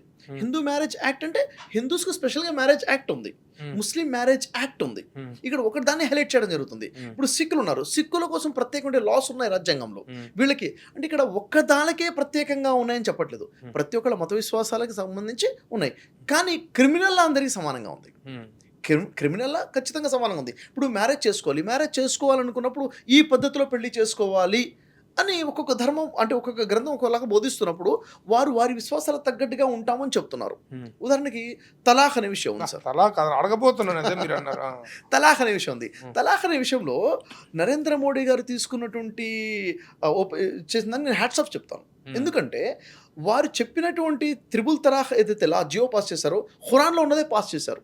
ఖురాన్కి వ్యతిరేకం కాదు, ముస్లింలు ఆచరిస్తున్న దానికి వ్యతిరేకంగా చేశారు, ఖురాన్లో ఉన్నదానికి ప్రోగా చేశారు. ఏంటి రెండింటికి ఉన్న డిఫరెన్స్ ఏంటంటే ఖురాన్ ఏం చెప్తుందంటే సార్, ఒక భార్య ఒక భర్త విడిపోవాలి అనుకుంటే, భార్య వేరైపోవాలనుకుంటే దాన్ని ఖులా అంటారు, భర్త విడాకులు ఇవ్వాలనుకుంటే దాన్ని తలాఖ్ అంటారు. తలాఖ్ అనే రైట్ హస్బెండ్కి ఉంది, ఖులా అనే రైట్ వైఫ్కి ఉంది. ఇద్దరికి రైట్స్ ఉన్నాయి. ఇది చెప్పరు ప్రజలు, ఉండి తలాఖ్ మాత్రమే ఉందంటారు. అసలు ఖురాన్ ఏముంటుంది, భార్య విడిపోవాలనుకుంటుంది భర్త నుండి, ఖులా తీసుకోవచ్చు. భర్త భార్యను వదిలేయాలనుకుంటే తలాఖ్ ఇవ్వచ్చు. కానీ ఎలా ఉంది పద్ధతి అంటే, ఇప్పుడు ఉదాహరణకి ఒక భర్త భార్యను విడిపోవాలనుకున్నప్పుడు ఏ విషయంలో డిఫరెన్స్ వచ్చాయో కలిసి కూర్చొని మాట్లాడాలని ఫస్ట్ స్టెప్ చెప్పింది. కలిసి కూర్చొని మాట్లాడుకుంటే సర్దుకుపోవచ్చు. అయినా సర్దుకుపోకపోతే ఇరు పక్షాల నుంచి పెద్ద వ్యక్తులను కూర్చోబెట్టండి అని చెప్తుంది. కూర్చోబెట్టి కౌన్సిలింగ్ చేయించండి అని సెకండ్ స్టెప్ ఇది చెప్తున్న విషయం. అప్పుడు కూడా అవ్వకపోతే అప్పుడు నువ్వు భార్యకి చెప్పు, నేను నీకు తలాఖ్ ఇస్తున్నానని చెప్పు. ఒకసారి ఒక తలాఖ్ అయింది, ఆ తర్వాత నెల రోజులు కలిసే ఉండాలి, కండిషన్ సార్. ఈ నెల రోజుల మనసు మారొచ్చు. ఆ తర్వాత రెండోసారి తలాఖ్ ఇస్తున్నానని మళ్ళీ చెప్పు, మళ్ళీ ఒక నెల కలిసే ఉండాలి. ఆ తర్వాత మళ్ళీ తలాఖ్ ఇస్తున్నాను మూడోసారి చెబితే అప్పుడు మీరు విడిపోతారు అఫీషియల్గా. ఇది చట్టం చెప్తుంది. అంటే కలిసి ఉండాలి కదా. కానీ ఇప్పుడు ముస్లిం సమాజంలో ఉన్నది ఏంటంటే 3 సార్లు తలాఖ్ చెప్పేది 3 నెలల్లో కాదు, ఇప్పుడు కోపం చెప్పి 3 సెకండ్లు 3 సార్లు తలాఖ్ చెప్పినా విడిపోయినట్టే అన్న సిద్ధాంతం వీళ్ళు తెచ్చుకున్నారు. అనుకూలంగా తెచ్చుకున్నారు. ఇది భార్యత్వాన్ని చేసుకోవటం కోసం. ఇప్పుడు దీనికి ఏమైపోయింది సార్, ఖురాన్కి వ్యతిరేకం కదా. నరేంద్ర మోడీ గారు చెప్పింది కూడా దీన్ని ఖండించారు, ఖురాన్ని ఖండించలేదు. ఖురాన్లో ఉన్న పాలసీ వచ్చింది వాస్తవం చెప్పాలంటే. Okay okay. అలాగే ఇప్పుడు కామన్ సివిల్ కోడ్ విషయంలో కూడా కొన్ని అంశాలలో for the welfare of majority ముస్లిమ్స్కి మంచి చేయటం కోసమే తప్ప దీంట్లో ఉన్నటువంటి మూర్ఖత్వాన్ని చేయటం కోసం కాదు. For the betterment of Muslim society, ముస్లింను ఓటు బ్యాంక్ రాజకీయాలుగా చూసింది. కామన్ సివిల్ కోడ్ అనేది ఏదైతే ఉందో వింటానికి చాలా బాగుంది సార్. కానీ అప్పుడు భిన్నత్వంలో ఏకత్వం ఏముంది, ఇంకా ఇంకేం లేదు, భిన్నత్వం ఉండదు. ఇప్పుడు ఉదాహరణకి మీరు ఒక కల్చర్లో ఉన్నారు, నేను ఒక కల్చర్లో ఉన్నాను, అయినప్పటికీ ఇద్దరం కలిసి ఉంటాం. అవును కదా. మనకున్నటువంటి రైట్స్ విషయంలో కానీ వీటిలో ప్రతి దాంట్లో కూడా స్టేట్ రూల్స్ ఉంటాయి, సెంట్రల్ రూల్స్ ఉంటాయి, కామన్ రూల్స్ ఉంటాయి. మూడు ఇది ఉంటుంది. ఎగ్జాక్ట్లీ. అట్లాగే ఈ సంబంధమైనటువంటి విషయాల్లో కూడా మధ్య మార్గాలు ఉంటాయి. ఎగ్జాక్ట్లీ. ఆచరణీయమైనవి ఉంటాయి. ఎగ్జాక్ట్లీ.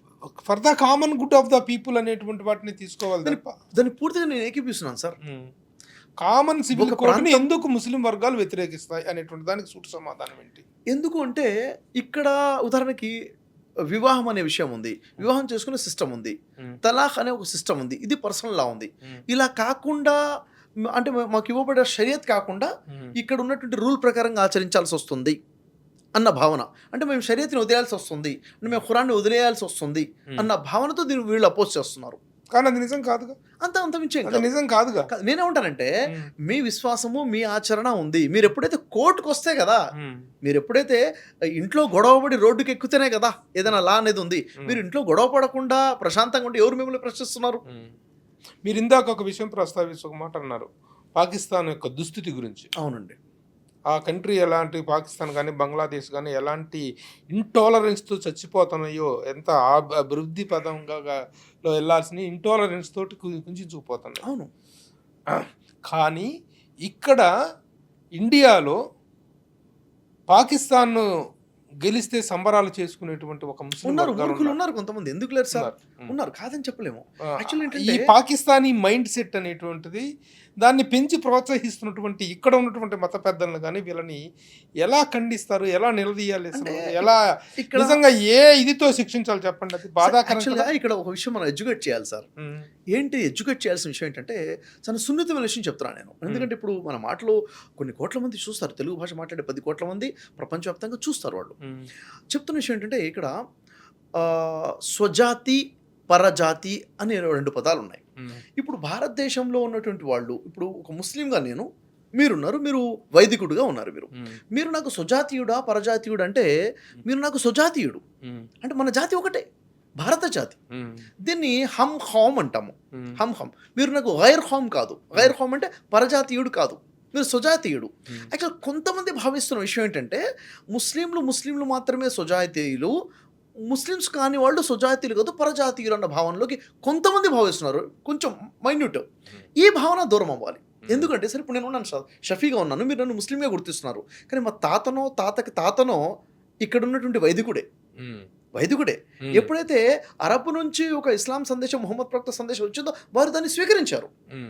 అంతకుముందు వైదికుడే కదా, నా డిఎన్ఏ ఇక్కడ ఇండియన్ డిఎన్ఏ కదా, సుజాతే కదా నాది, నేను అరబ్ నుంచి రాలేదు కదా. ఈ బేసిక్ కామన్ సెన్స్ కొంతమంది మిస్ అయ్యారు.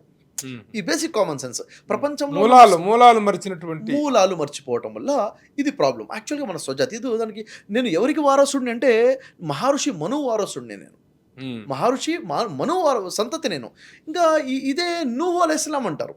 నూహ్ అలైహిస్సలాంనే మహర్షి మను అంటారు. ఇప్పుడు ఉదాహరణకి నేను మొహమ్మద్ ప్రవక్త వారసుడినా? కానే కాదు.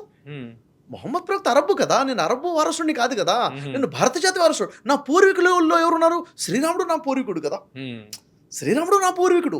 ఈ విషయం, ఈ కనెక్షన్ కొంతమంది మిస్ అయ్యారు. దాన్ని మనం గుర్తు చేయాలి సార్, వాస్తవానికి మనం గుర్తు చేయాలి. ఇప్పుడు యాక్చువల్గా ధర్మము అనేది ఏదైతే ఉందో, ధర్మం అనేది ప్రతి జాతి వద్ద ఉంది, ప్రతి గ్రంథాలలో కూడా ధర్మం ఉంది. దాన్ని మనం ఎప్పుడైతే రియలైజ్ చేసుకుంటామో, ధర్మం తెలిసిన వాళ్ళకి ఈ విషయం క్లారిటీగా తెలుసు సార్. ధర్మం తెలిసి క్లారిటీగా అర్థం చేసుకుంటారు. ఒకసారి భారతదేశంలో కనుక మనం చూసుకున్నట్లయితే ముస్లింలు అనేటువంటి వాళ్ళు ఓటు బ్యాంకి అనేటువంటి యాంగిలులో పని చేయని రాజకీయ పార్టీ లేదు. ముఖ్యంగా కాంగ్రెస్, మిగతా వచ్చినటువంటి కొన్ని ప్రాంతీయ పార్టీలు కానీ ముస్లింని ఒక ఓటు బ్యాంక్ లాగానే చూస్తున్నారు తప్ప వ్యక్తులుగా, పౌరులుగా చూడటం లేదనేటువంటి బాధని ముస్లింలు వ్యక్తం చేస్తున్నారు, ముస్లిమేతరులు వ్యక్తం చేస్తుంటారు. సార్ మీరు ఓటు బ్యాంకా ఏంటి మీరు ఇక్కడ? సార్ ఇక్కడ విషయం ఏంటంటే సార్, ముస్లింలు అని ఒక మతం, ఒక కులమే, ఒక వర్గం కాదు, ప్రతి వర్గాన్ని కూడా మతబోధకుడేమో కస్టమర్గా చూస్తుంటే రాజకీయ నాయకుడు ఓటు బ్యాంక్గా చూస్తున్నాడు. ఇది క్లియర్ సార్. ఇప్పుడు ఒక రాష్ట్రం, ఒక స్థాయి దిగి రాష్ట్ర లెవెల్లో చూసుకుంటే కుల రాజకీయాలు ఉన్నాయి. ఈ కులం మొత్తం నా ఓటు బ్యాంక్ అనేవాళ్ళు ఉన్నారు. ఇక్కడ ఇప్పుడు ముస్లిమ్స్ అందరూ నా ఓటు బ్యాంక్ అని క్రైస్తవులు, కాంగ్రెస్ అని భావిస్తుంటే ఈ ముస్లిం హెట్రేట్ పోషిస్తేనే నాకు హిందూ బ్యాంక్, ఓటు బ్యాంక్ వస్తుందని భావించే పార్టీలు కూడా ఉన్నాయి. యాక్చువల్ ఓవరాల్గా చూసుకుంటే రాజకీయం అంటేనే పోలరైజ్ చేస్తుంది సార్, విడగొట్టేస్తుంది. కాబట్టి ముస్లిమ్స్ అయినా, హిందువులైనా, క్రైస్తవులైనా మతాన్ని వదిలిపెట్టండి అని చెప్తాను సార్. ఫస్ట్ మనం బాగుపడాలంటే మతాన్ని వదిలిపెట్టేయండి, మానవత్వమే ధర్మంగా జీవితం గడుపుదాము. డెవలప్మెంట్ ఈరోజు చూడండి సార్, ఏదైనా ఇష్యూ వస్తే యూత్ అందరూ రోడ్డు మీదకి వచ్చేసి నినాదాలు పట్టుకుంటారు. ఏ మతానికి సంబంధించినా కానీ వాళ్ళ ఎడ్యుకేషన్ ఏమైపోయింది సార్, వాళ్ళ కెరీర్ ఏమైపోయింది సార్, వాళ్ళ తల్లి ఈ కులం మనకి అన్నం పెడుతుందా సార్, ఈ మతం మనకు అన్నం పెడుతుందా? నేను ఈ మతం కోసం నేను నిలబడితే నాకు వారం రోజులు నాకు ఫుడ్ ఏర్పాటు చేస్తారా? లేదు, నేను కష్టపడాలి, నేను సంపాదించుకోవాలి. కాబట్టి మనకి ఇప్పుడు కర్మఫలం అంటాం సార్, మంచి కర్మ ఉంది, చెడు కర్మ ఉంది కదా. ఈ మంచి కర్మ, చెడు కర్మ ఏదైతే ఉందో అది పైన ఉన్నవాడు చూస్తున్నాడు.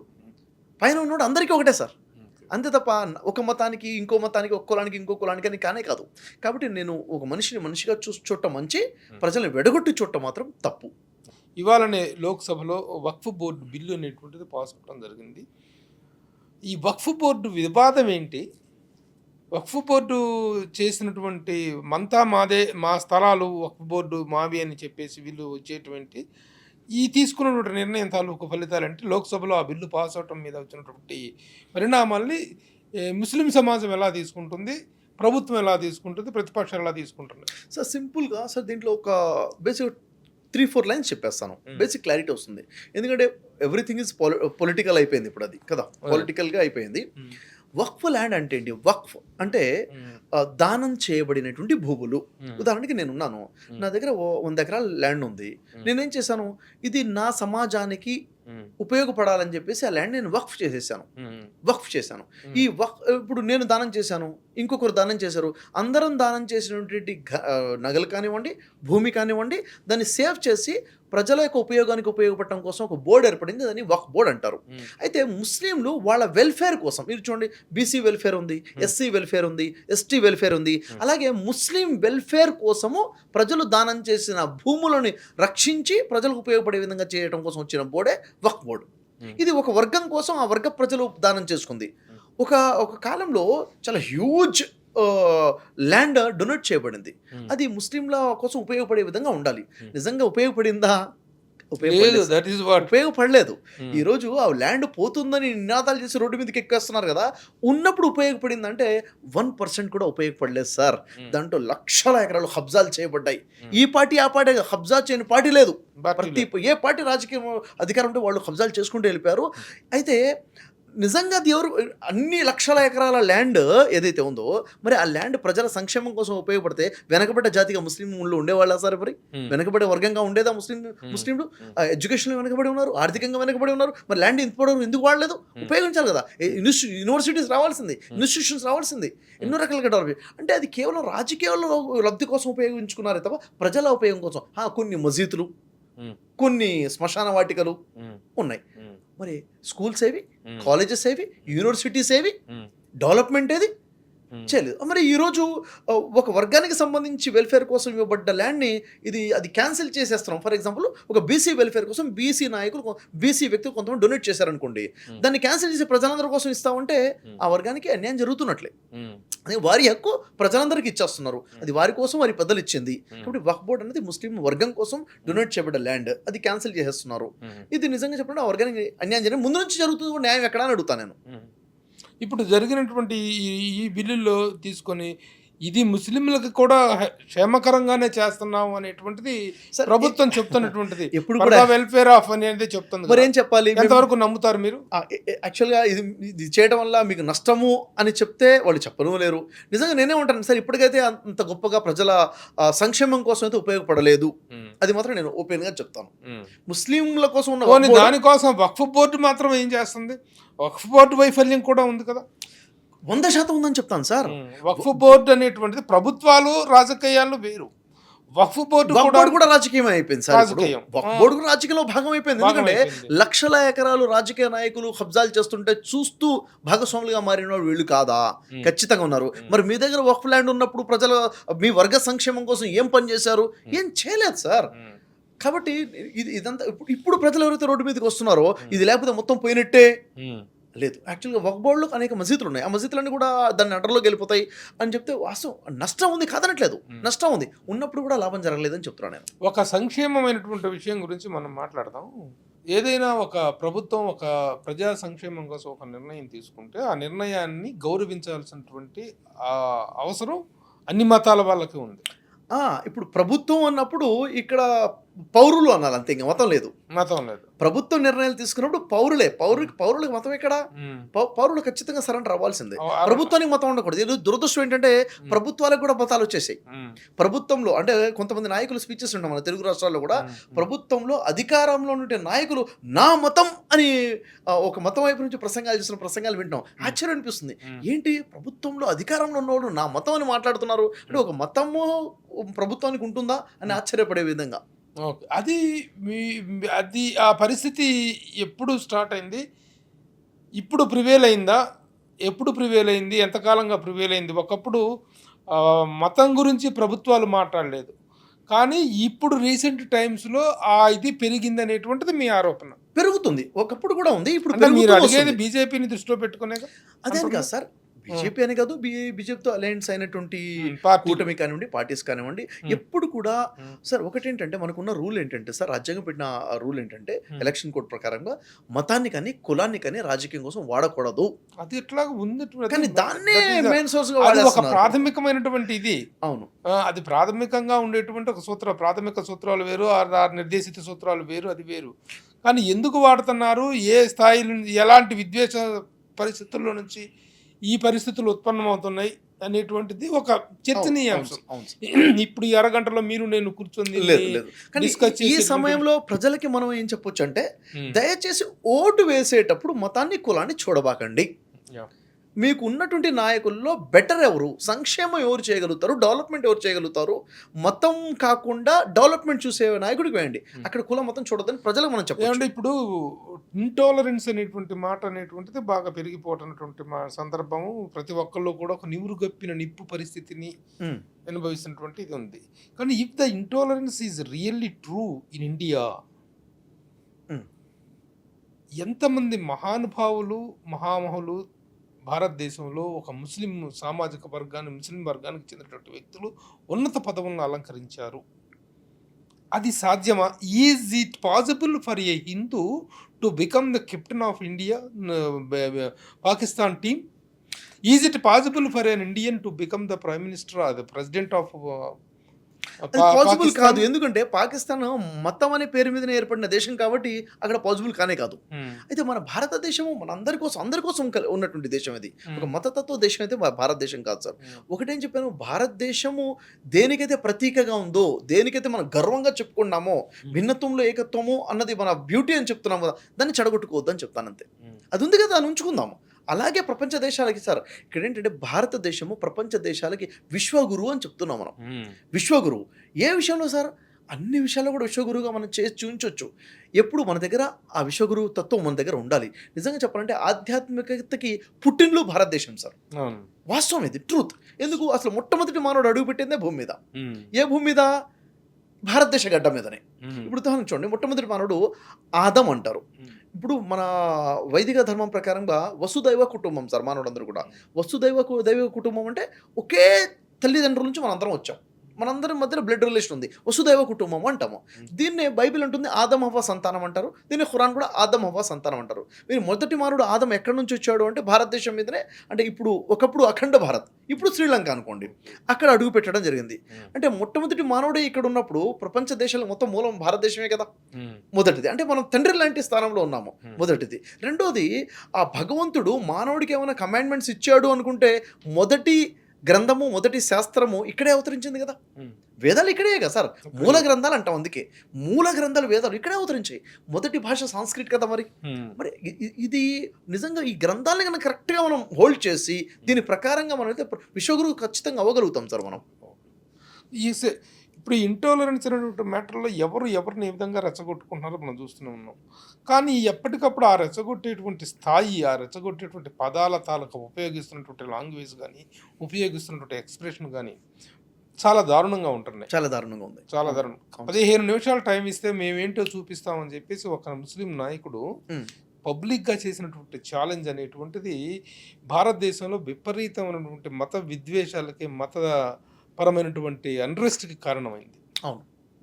అతన్ని ఎవరు ఎందుకు ఖండించరు సార్? ఇప్పుడు మీరు మాట్లాడితే అక్బరుద్దీన్ ఓవైసీ గురించి ఏదైతే ఉందో, తను మన తెలంగాణ ఒక డిస్టిక్లోనే 15 నిమిషాలు టైం ఇవ్వండి, పోలీసులు తప్పుకుంటే చూపిస్తామని చెప్పేసి చాలా బ్యాడ్గా మాట్లాడాడు. అతని మీద కంప్లైంట్ రైజ్ అయిందా? అయింది. ఎఫ్ఐఆర్ అయిందా? అయింది. కేసు కోర్టుకు వెళ్ళింది. ఆ తర్వాత ఏం జరిగింది? అతను తప్పు చేశాడు, తప్పు మాట్లాడి ప్రపంచం మొత్తానికి తెలుసు, దేశం మొత్తం సాక్ష్యం చెప్తుంది.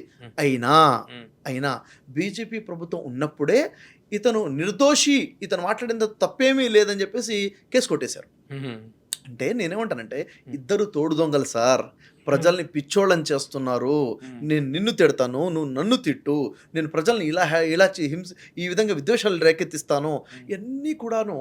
అంటే ఈ వర్గానికి నేను హీరోని, నిన్ను తిడతాను, ఆ వర్గానికి నువ్వు హీరో, నువ్వు నన్ను తిట్టు, ఓవరాల్గా ప్రజల్ని పిచ్చోళ్ళని చేసి విడగొడదాము. ఇద్దరికి అధికారం ఉంది. సాయంత్రం ఇద్దరం కలిసి పార్టీ చేసుకుందాం. అంటే ఈరోజు ఒక ఓపెన్ స్టేట్మెంట్ ఇస్తాను, ఎంఐఎం అనే పార్టీ లేకపోతే దేశంలో బీజేపీ లేదు. ఎందుకంటే ఎంఐఎంని బూచిగా చూపిస్తే బీజేపీకి ఓట్లు పడుతున్నాయి. మరి ఇంతమంది రాజకీయ నాయకుల మీద ఈడీ రైడ్ అవుతుంది, అసదుద్దీన్ ఓవైసీ మీద ఈడీ రైడ్ అవ్వదు. ఎందుకు అవ్వదు? అదంతే, అన్నదమ్ములు ఒకళ్ళ మీద ఒకళ్ళు రైడ్ చేసుకోరు. ఇది ప్రజలకు అర్థం అవ్వాలి సార్. ప్రజలు పిచ్చోళ్ళని చేస్తున్నారు. ఒక్కసారి ఆలోచిస్తే మతం మనకొద్దు, కులాలు వద్దు, మనకి మానవత్వం కావాలి, సంక్షేమం కావాలన్న క్లారిటీలోకి మనం వస్తే సరిపోతుంది. Very good. షఫీ గారు చాలా విషయాలు మాట్లాడారు. చాలా అద్భుతమైనటువంటి విషయాలు మనం చర్చించుకున్నాం. ఇక ముందు కూడా మన చర్చ అనేటువంటిది కనీసం ఒక నెల రోజులకోసారి, నెలకోసారి కొన్ని అంశాల మీద వాటి మీద మనం మాట్లాడదాం.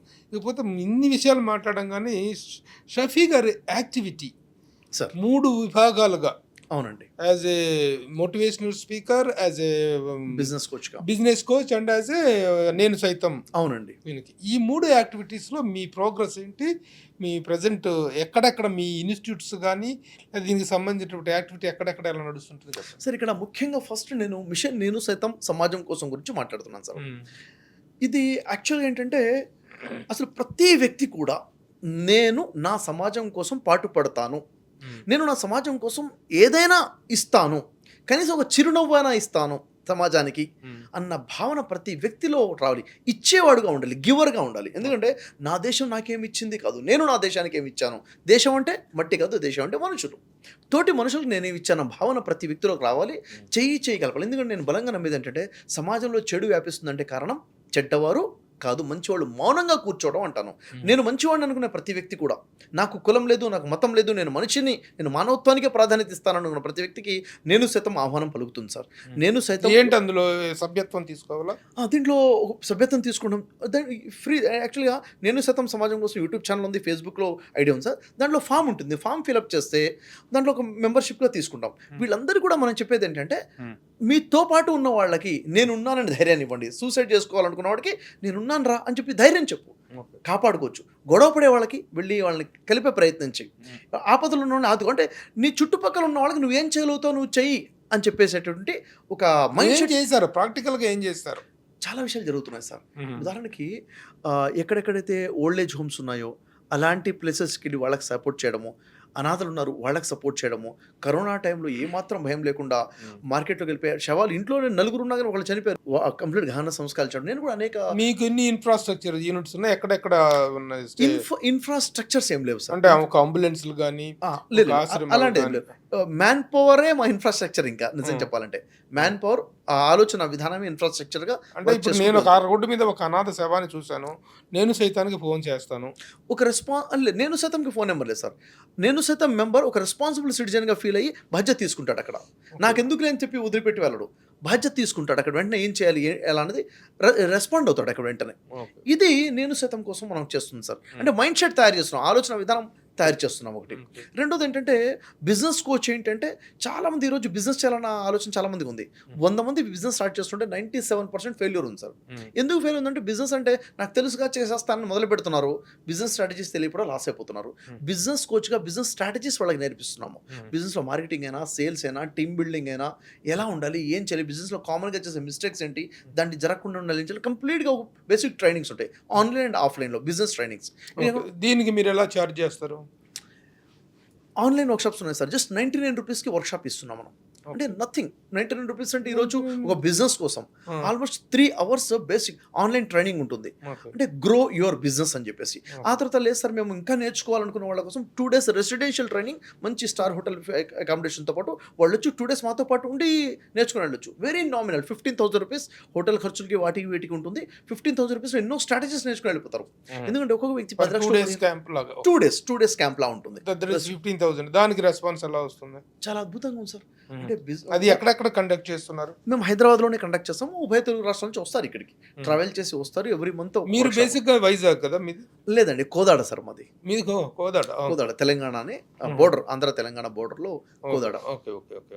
కోదాడ తర్వాత that is about the business coach. ఇంకా మోటివేషన్ స్పీకర్ అంటే ఏంటంటే ఎక్కడెక్కడి నుంచి అయితే స్కూల్స్ కానీ, కాలేజెస్ కానీ, కార్పొరేట్ కంపెనీస్ కానీ, రియల్ ఎస్టేట్ కంపెనీస్ ఎవరైనా కానీ సార్ మీ మోటివేషన్ మాకు కావాలంటే నేను అక్కడికి వెళ్తాను, వాళ్ళకి సెషన్ ఇస్తాను సార్. ఇచ్చిన తర్వాత ఏదో మోటివేట్ చేయడం నా ఉద్దేశం ఉండదు, వాళ్ళని ట్రాన్స్ఫార్మ్ చేయాలన్నది ఉద్దేశం. ఎందుకంటే మోటివేషన్ అనేది కొంతకాలం ఉంటుంది, గంట 2 గంటలు, రోజు 2 రోజులు ఉండొచ్చు. ట్రాన్స్ఫార్మేషన్ లైఫ్ టైం ఉండిపోతుంది. ఆలోచన విధానాన్ని మార్చాలి. This is a wonderful word. Motivation అనేటువంటిది ఎప్పుడు కూడాను ఒక స్పాట్ ఎమోషన్. ఇప్పుడు ఒక గొప్ప పాటకు, దేవుడి పాట గొప్పగా విన్నామంటే ఓ చప్పట్లు గురి చేస్తాం. ఒక గొప్ప ప్రవక్త వచనాలు విన్నామంటే చప్పట్లు గుర్తి జరుగుతాం. ఒక గొప్ప ఉద్యమకారుడు అప్పట్లో నక్సలైట్ల పాటలు విని ఎంతోమంది పాటలతో మోటివేట్ అయ్యి ఉద్యమాల్లోకి వెళ్ళిన వాళ్ళు చాలా మంది ఉన్నారు. But that motivation doesn't have a long life. But the transformation అనేటువంటిది, మార్పు అనేటువంటిది, పరిణామం అనేటువంటిది ముఖ్యం. చాలా గొప్ప విషయం. ప్రతి స్టేజ్ మీద కూడా నేను చెప్పేది ఏంటంటే నేను ఇప్పుడు అద్భుతమైన మోటివేషన్ ఇవ్వబోతున్నాను, ఎస్ ఆర్ నో అంటే ఎస్ అంటారు, నేను ఇప్పుడు మోటివేషన్ ఇవ్వడానికి రాలేదని చెప్పేస్తాను క్లియర్ గా. నేను మంచి స్పీచ్ ఇవ్వడానికి వచ్చాను. మరి అలాంటప్పుడు మీకు మోటివేషన్ స్పీకర్ అనే పేరేంటి? ప్రజలు మోటివేట్ అవుతున్నారు కదా, మోటివేట్ అవుతున్నారు. యాక్చువల్గా మోటివేషన్ ప్రజలు ఇష్టపడతారు సార్. నేను ఒకటి ట్రాన్స్ఫార్మర్ అనొచ్చుగా, రిఫార్మర్ అనొచ్చుగా. అంటే reformer in the mind set అనేటువంటిది కూడా ఒక యాక్టివ్ వర్డ్. మోటివేషన్ అనేటువంటిదే మీరు ఇది కరెక్ట్ కాదు. Motivation is spot emotion. Exactly. ఇది ట్రాన్స్ఫర్మేషన్ అనేది అసలు మనిషికి కావాల్సింది. కాబట్టి అక్కడ నేను ట్రాన్స్ఫర్మేషన్ మీదనే, అందుకే నేను మాట్లాడతాను, చర్చిస్తాను. చర్చించడం ఎంత హ్యూజ్, ఒక 25,000 మంది పబ్లిక్ ఉన్నా కానీ స్పీచ్ ఇవ్వను సార్. నేను అక్కడ ఇంటరాక్ట్ చేస్తాను, Interaction 25 is మందిలో important. కూడా ఇంటరాక్ట్ చేస్తాను. నేను పబ్లిక్లోకి వెళ్ళిపోతాను, అంత పెద్ద గ్రౌండ్లో కూడా నేను స్టేజ్ దిగి పబ్లిక్లో వెళ్ళిపోతాను, ఇంటరాక్ట్ చేస్తాను, వాళ్ళని పబ్లిక్ స్టేజ్ పిలుస్తాను. ఇంటరాక్షన్ వల్ల అక్కడికి ఒక ట్రాన్స్ఫర్మేషన్ అనేది ఒకటి కనిపిస్తుంది వాళ్ళకి, రియలైజేషన్ వస్తుంది, ఏడిచేస్తారు, ఎస్ ఈ తప్పు చేశాను, ఇప్పుడు మీరు తీసుకున్న నిర్ణయాలు ఏంటి, అక్కడే నిర్ణయాలు తీసుకునే విధంగా, సెల్ఫ్ అనాలిసిస్ చేసుకునే విధంగా. ఇంతమందిని ఇండిపెండెంట్ గా ఇండివిజువల్ గా టచ్ చేయడం అనేది కుదరదుగా మీకు? ఇండివిజువల్ గా కొంతమందిని కలిసే అవకాశం చాలా మంది వస్తారండి, పర్సనల్ అపాయింట్మెంట్స్ చాలా మంది తీసుకుంటుంటారు. తీసుకుని ఎందుకంటే ఎమోషనల్ ఇంబ్యాలెన్స్ అయిపోయారు చాలా మంది. పర్సనల్ అపార్ట్మెంట్లు ఇస్తే మీకు పర్సనల్ లైఫ్ లేకుండా పోతుంది. అంటే పర్సనల్గా అంటే నేను శాతం సమాజం కోసం టోల్ ఫ్రీ నెంబర్స్ ఉన్నాయి, చాలా మంది కాల్ చేస్తుంటే కాల్లోనే చాలా మంది కౌన్సిలింగ్ నడుస్తుంది. లేదు స్పెషల్గా మిమ్మల్ని కలవాల్సిందే అన్న వాళ్ళ కోసం స్పెషల్గా అపాయింట్మెంట్, బిజినెస్ అపాయింట్మెంట్స్ ఇస్తాము, పర్సనల్ అపాయింట్మెంట్స్ కూడా ఇస్తాము. ఇచ్చినప్పుడు వాళ్ళకి పర్సనల్గా ఏంటి 1 hour 2 hours వాళ్ళకి ఏం చెప్పాలి, ఎలా చెప్పాలి దాని దగ్గర కౌన్సిలింగ్ చేస్తాం. మిమ్మల్ని కలవాలంటే ఏంటి? కాంటాక్ట్ నెంబర్స్ ఉన్నాయి సార్, అండ్ మా వెబ్సైట్లో బిజినెస్ ఆచార్య అనే వెబ్సైట్ ఉంది. మీరు ఎట్లా ఇస్తారు, ఏ బేసిస్ మీద ఇస్తారు అపాయింట్మెంట్స్? యాక్చువల్గా బిజినెస్ అపాయింట్మెంట్స్ అయితే కంప్లీట్గా కమర్షియల్ బేస్ మీద ఉంటాయి సార్. కమర్షియల్ అంటే ఎంత చార్జ్ చేస్తారు? పర్ అవర్ 60,000 రూపీస్ ఛార్జ్ చేస్తాను, per minute 1,000 rupees. Per hour consultation 4 hours 5 hours consultation తీసుకుంటుంటారు. ఎందుకంటే ఏ ఒక ఇది మీద ఒక అపాయింట్మెంట్ మీద ఒక అపాయింట్మెంట్ కి 3 hours 4 hours స్పెండ్ చేస్తారు. వర్త్ ఏం మంత్రం వేస్తారు మీరు? మంత్రాలు ఏమి ఉండవు సార్. మరి ఏం చెప్తారు? విషయం ఏంటంటే నేను బిజినెస్ పెట్టుకున్నాను, దాన్ని డెవలప్ చేసుకోవటం నా హార్డ్ వర్క్ మీద, నా ఇది మీద ఆధారపడి ఉంటుంది. అవును, కానీ మీ దగ్గరకు వచ్చి అంత చేసుకుంటే అంత రేంజ్ లో మీరు ఏం మాయ మంత్రాలు వేస్తారు చెప్పండి. మాయ ఉండదు, మంత్రం ఉండదు సార్. యాక్చువల్లీ ఏముంటుందంటే బిజినెస్ చేయాలంటే హార్డ్ వర్క్ చేస్తే కాదు సార్, హార్డ్ వర్క్ తో పాటు కావాల్సిన కొన్ని స్ట్రాటజీస్ కావాలి. Strategies, smart work. ఇప్పుడు మ్యాన్ పవర్ ఎందుకు నా దగ్గర నిలబడట్లేదు, నా పార్ట్నర్షిప్లో ఎందుకు డిఫరెన్సెస్ వచ్చాయి, నా సేల్స్ ఎంత చేసినా మార్కెటింగ్ ఎందుకు అవ్వట్లేదు, సేల్స్ ఎందుకు డెవలప్ అవ్వట్లేదు, ఎక్కడో స్ట్రక్ అయిపోయి ప్రతి వ్యాపారస్తుడు ఎక్కడో స్ట్రక్ అయి ఉన్నాడు సార్. నేను చేసిన ఇప్పటివరకు థౌజండ్స్ ఆఫ్ బిజినెస్ ఓనర్స్తో మాట్లాడాను. అయితే దానికి సొల్యూషన్ చాలా సింపుల్ ఉంటుంది, అది పాపం తనకు అర్థం అవ్వట్లేదు. తనతో ఇంటరాక్షన్ చేసిన 1 hourలో నాకు క్లారిటీ వస్తుంది, ఎస్ ఇతను ఇక్కడ మిస్టేక్ చేస్తున్నాడు, ఇతను ఇది చేయాలి. చాలామందికి దీని సొల్యూషన్ తెలిసి కూడా డేర్ ఉండదు, తనకి సెల్ఫ్ డౌట్ ఉంటుంది, మనకి క్లారిటీ ఇచ్చేస్తాం. చాలా మంది ₹1 2 కోట్లు లాస్లో ఉంది సార్ అన్న వ్యాపారస్తులు వచ్చి విత్ ఇన్ 6 months ఇప్పుడు చాలా ఎక్సలెంట్గా 9 కోట్లు 10 కోట్లు నేను సంపాదించుకున్నాను, లాభాల్లోకి వెళ్ళిపోయింది, లాస్ట్ నుంచి ప్రాఫిట్స్లోకి వెళ్ళి చెప్పే సాక్షులు చాలా ఉన్నాయి. నా చిన్న అసలు ఇలాంటి ఒక యాక్టివిటీని ఒక ప్రొఫెషన్గా తీసుకోవాలనేటువంటిది కూడా మీరు అంటే ఎందుకు తీసుకున్నా అంటే సార్, బిజినెస్ కోచ్గా ఎందుకు తీసుకోవాలి వచ్చిందంటే, చాలామంది డిప్రెషన్లోకి వెళ్ళి సూసైడ్ చేసుకుంటుంది. ఎందుకంటే 2 కారణాలు కనపడ్డాయి, ఒకటి ఫైనాన్షియల్ ఫెయిల్యూర్, రెండోది ఫ్యామిలీ ప్రాబ్లమ్స్, ఇల్లీగల్ కాంటాక్ట్స్. ఈ రెండింటి వల్ల సూసైడ్ చాలా ఎక్కువ అవుతున్నాయి, మర్డర్స్ అవుతున్నాయి సార్. వీటికి సొల్యూషన్ ఏంటి? నేను సైతం ద్వారా ప్రజలకు కౌన్సిలింగ్ చేయాలి, మోటివేషన్ ద్వారా. రెండోది బిజినెస్ కోచ్ ద్వారా బిజినెస్కి కరెక్ట్ అయిన గైడెన్స్ ఇవ్వాలి. అప్పుడు సార్ ఒక వ్యక్తి ఫైనాన్షియల్గా నిలబడ్డాడంటే తన పిల్లల్ని మంచిగా చదివించుకుంటాడు, కుటుంబంలో సంతోషం ఉంటుంది. నాకు తెలిసి బ్యాక్ బోన్ సార్ ఫైనాన్స్ కదా, కాబట్టి అది నిలబెట్టాలి. దాని ద్వారా మనం సమాజానికి గొప్ప సర్వీస్ ఇచ్చిన వాళ్ళం అవుతాం. కాబట్టి బిజినెస్ కూడా సర్వీస్ మోడ్లో ఇస్తానంటే అది బిజినెస్ కాదు, అది బిజినెస్ చేస్తున్న బిజినెస్. మోటివేషనల్ స్పీకర్గా మిమ్మల్ని పిలిచినప్పుడు how do they pay, how do you charge? మోటివేషన్గా నేను వెళ్ళినప్పుడు sir depends on that institution అండి. కొన్ని కంపెనీస్ ఉంటాయి, పర్ అవర్ సెషన్ పర్ 2 hours-కి 2 lakhs 3 lakhs ఇలా ఛార్జ్ చేస్తాను సెషన్ కోసము. ఇప్పుడు 8th నా ఈవెంట్ ఉంది, అది 4 hours ఈవెంట్ ఉంటుంది. ఆ ఈవెంట్కి వాళ్ళు రియల్ ఎస్టేట్ కంపెనీ కాబట్టి నేను మంచి అమౌంట్ ఛార్జ్ 2 lakhs ఛార్జ్ చేస్తాను, 3 hours ఛార్జ్. స్కూల్స్ పిలుస్తారు, స్కూల్స్ పిలిచినప్పుడు ఇంత అమౌంట్ తీసుకోండి సార్. అది కార్పొరేట్ స్కూల్స్ అయితే ఒకలా ఉంటుంది, నార్మల్ స్కూల్స్ అయితే దానికి తగ్గట్టుగా 30,000 20,000 తీసుకొని కూడా వెళ్ళి సర్వీస్ ఇచ్చాము. ఈ 3 యాక్టివిటీస్లో business coach, motivational speaker and నేను సైతం, ఎస్, వీటిల్లో ప్రాఫిట్ ఓరియంటెడ్ యాక్టివిటీ ఏంటి? బిజినెస్ నాన్ ప్రాఫిట్ ఇది బిజినెస్ కోచ్ కంప్లీట్ గా బిజినెస్ అండి, క్లియర్ బిజినెస్. నా ఇన్కమ్ మొత్తం బిజినెస్ ఆచార్యగా, బిజినెస్ కోచ్ గా, బిజినెస్ ట్రైనర్ గా ఉంది. నేను సైతంకి అసలు కమర్షియల్ యాక్టివిటీ ఏం లేదు, కంప్లీట్ సర్వీస్ ఓరియంటెడ్ అంతే, కంప్లీట్ 100% సర్వీస్ ఓరియంటెడ్ గా ఉంది. మోటివేషన్ అనేది ఎదుటి వ్యక్తి క్లయింట్ని బట్టి సర్వీస్ అయి ఉండొచ్చు, బేసిక్ ఎక్స్పెన్సెస్ తీసుకుంటూ ఉండొచ్చు. Very good.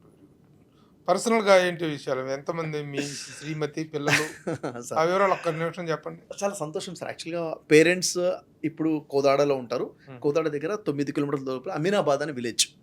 నా ఊరంటే చాలా ఇష్టం నాకు. చాలా చక్కగా ఉంటుంది. నేను మొన్న కూడా జస్ట్ లాస్ట్ వీక్ కూడా ఊరికెళ్ళాను. వెళ్తే అందరిని పలకరించడం నాకు ఇష్టం. ఎందుకంటే చిన్నప్పుడు అంటే 400 ఫ్యామిలీస్ ఉన్నాయండి మా ఊరు మొత్తంలో. 400 ఫ్యామిలీస్‌లో అంటే ముస్లిమ్స్ అని చెప్పాలంటే వర్గ ప్రకారంగా చెప్పాలంటే మాదొక ఫ్యామిలీ. అయితే అక్కడ ప్రతి ఒక్కళ్ళు కూడా బాబాయ్, మామయ్య, పిన్నయ్య అని చెప్పేసి అందరిని పలకరిస్తాం. అక్కడ క్యాస్ట్ ఫీలింగ్, రిలీజియస్ ఫీలింగ్స్ ఏం లేవు అక్కడ. అందరినీ కలుపుకోలుగా మంచిగా మాట్లాడడం. ముగ్గురు అన్నదమ్ములం సార్ మేము. మా పెద్దన్నయ్య, రెండో ఇద్దరు డాక్టర్స్, నేను అందరికన్నా చిన్న, నలుగురు సిస్టర్స్, 7గురు మేము అందరం కూడా. పేరెంట్స్ అయితే కోదాడలో ఉంటారు సార్, అమీనాబాద్ విలేజ్‌లో ఉంటారు. నాన్నగారు డాక్టర్ అనమాట, ఆర్ఎంపీ డాక్టర్‌గా. నాకు అంటే కంప్లీట్ సోషల్ కాన్సెప్ట్ ఎక్కడి నుంచి వచ్చిందంటే మా నాన్నగారి ద్వారా వచ్చిందని చెప్పాలి. మా నాన్నగారు ఏంటంటే ఒక డాక్టర్‌గా చుట్టుపక్కల ఉన్న 2, 3 విలేజెస్‌కి, ఊళ్ళో ఉన్న ప్రజలందరూ కూడా పేషెంట్ వస్తే వెంటనే ఇతని బాధ ఎలా తగ్గించాలని ఆలోచిస్తారు తప్ప కమర్షియల్ యాంగిల్ ఎప్పుడు ఆలోచించరు అసలు.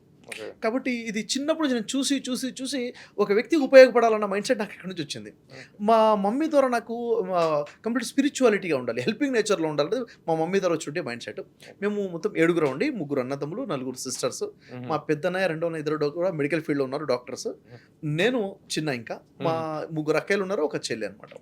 అందరం కూడా చాలా హ్యాపీగా లైఫ్ లీడ్ చేస్తాం. హైదరాబాద్లో సెటిల్ అయ్యారు. హైదరాబాద్ సెటిల్ అయ్యాం. Very good, very good sir. ఒక గొప్ప మార్గాన్ని ఎంచుకొని ఆ మార్గాన్ని 10 మందికి ఇన్స్పిరేషనల్గా చెప్తున్నారు. చాలా మంచి పేరు ప్రఖ్యాతులు సంపాదించారు. ప్రపంచవ్యాప్తంగా ఈ రోజున మీ మోటివేషనల్ స్పీచెస్ అన్న, మీ డిస్కోర్సెస్ అంటే కూడా చాలా ఇష్టపడుతున్నారు. ఏది ఏమైనా పెరిగిపోతున్నటువంటి అశాంతి అనేటువంటి దాన్ని తగ్గించడంలో మీలాంటి వాళ్ళ పాత్ర గొప్పగా ఉండాలి. కానీ కొంతమంది దారి తప్పుతున్నారు, ఈ మార్గంలో ఉండి కూడా దారి తప్పుతున్నారు. అది దేశానికి పట్టిన దురదృష్టం. అది అలాంటివి లేకుండా మీలాంటి వాళ్ళు ఇంకొంచెం ఇదిలో for the welfare of the society అనేటువంటి దానికోసం కృషి చేస్తున్నారు. మళ్ళీ కలుద్దాం. ఇవి కాకుండా ఏదైనా సంఘటనకు సంబంధించినప్పుడు కూడా మీ రియాక్షన్స్ కానీ మీ అభిప్రాయాన్ని మేము తీసుకుంటుంటాం. తప్పకుండా. నమస్తే and thank you very much for sparing good time sir. Thank you much అండి.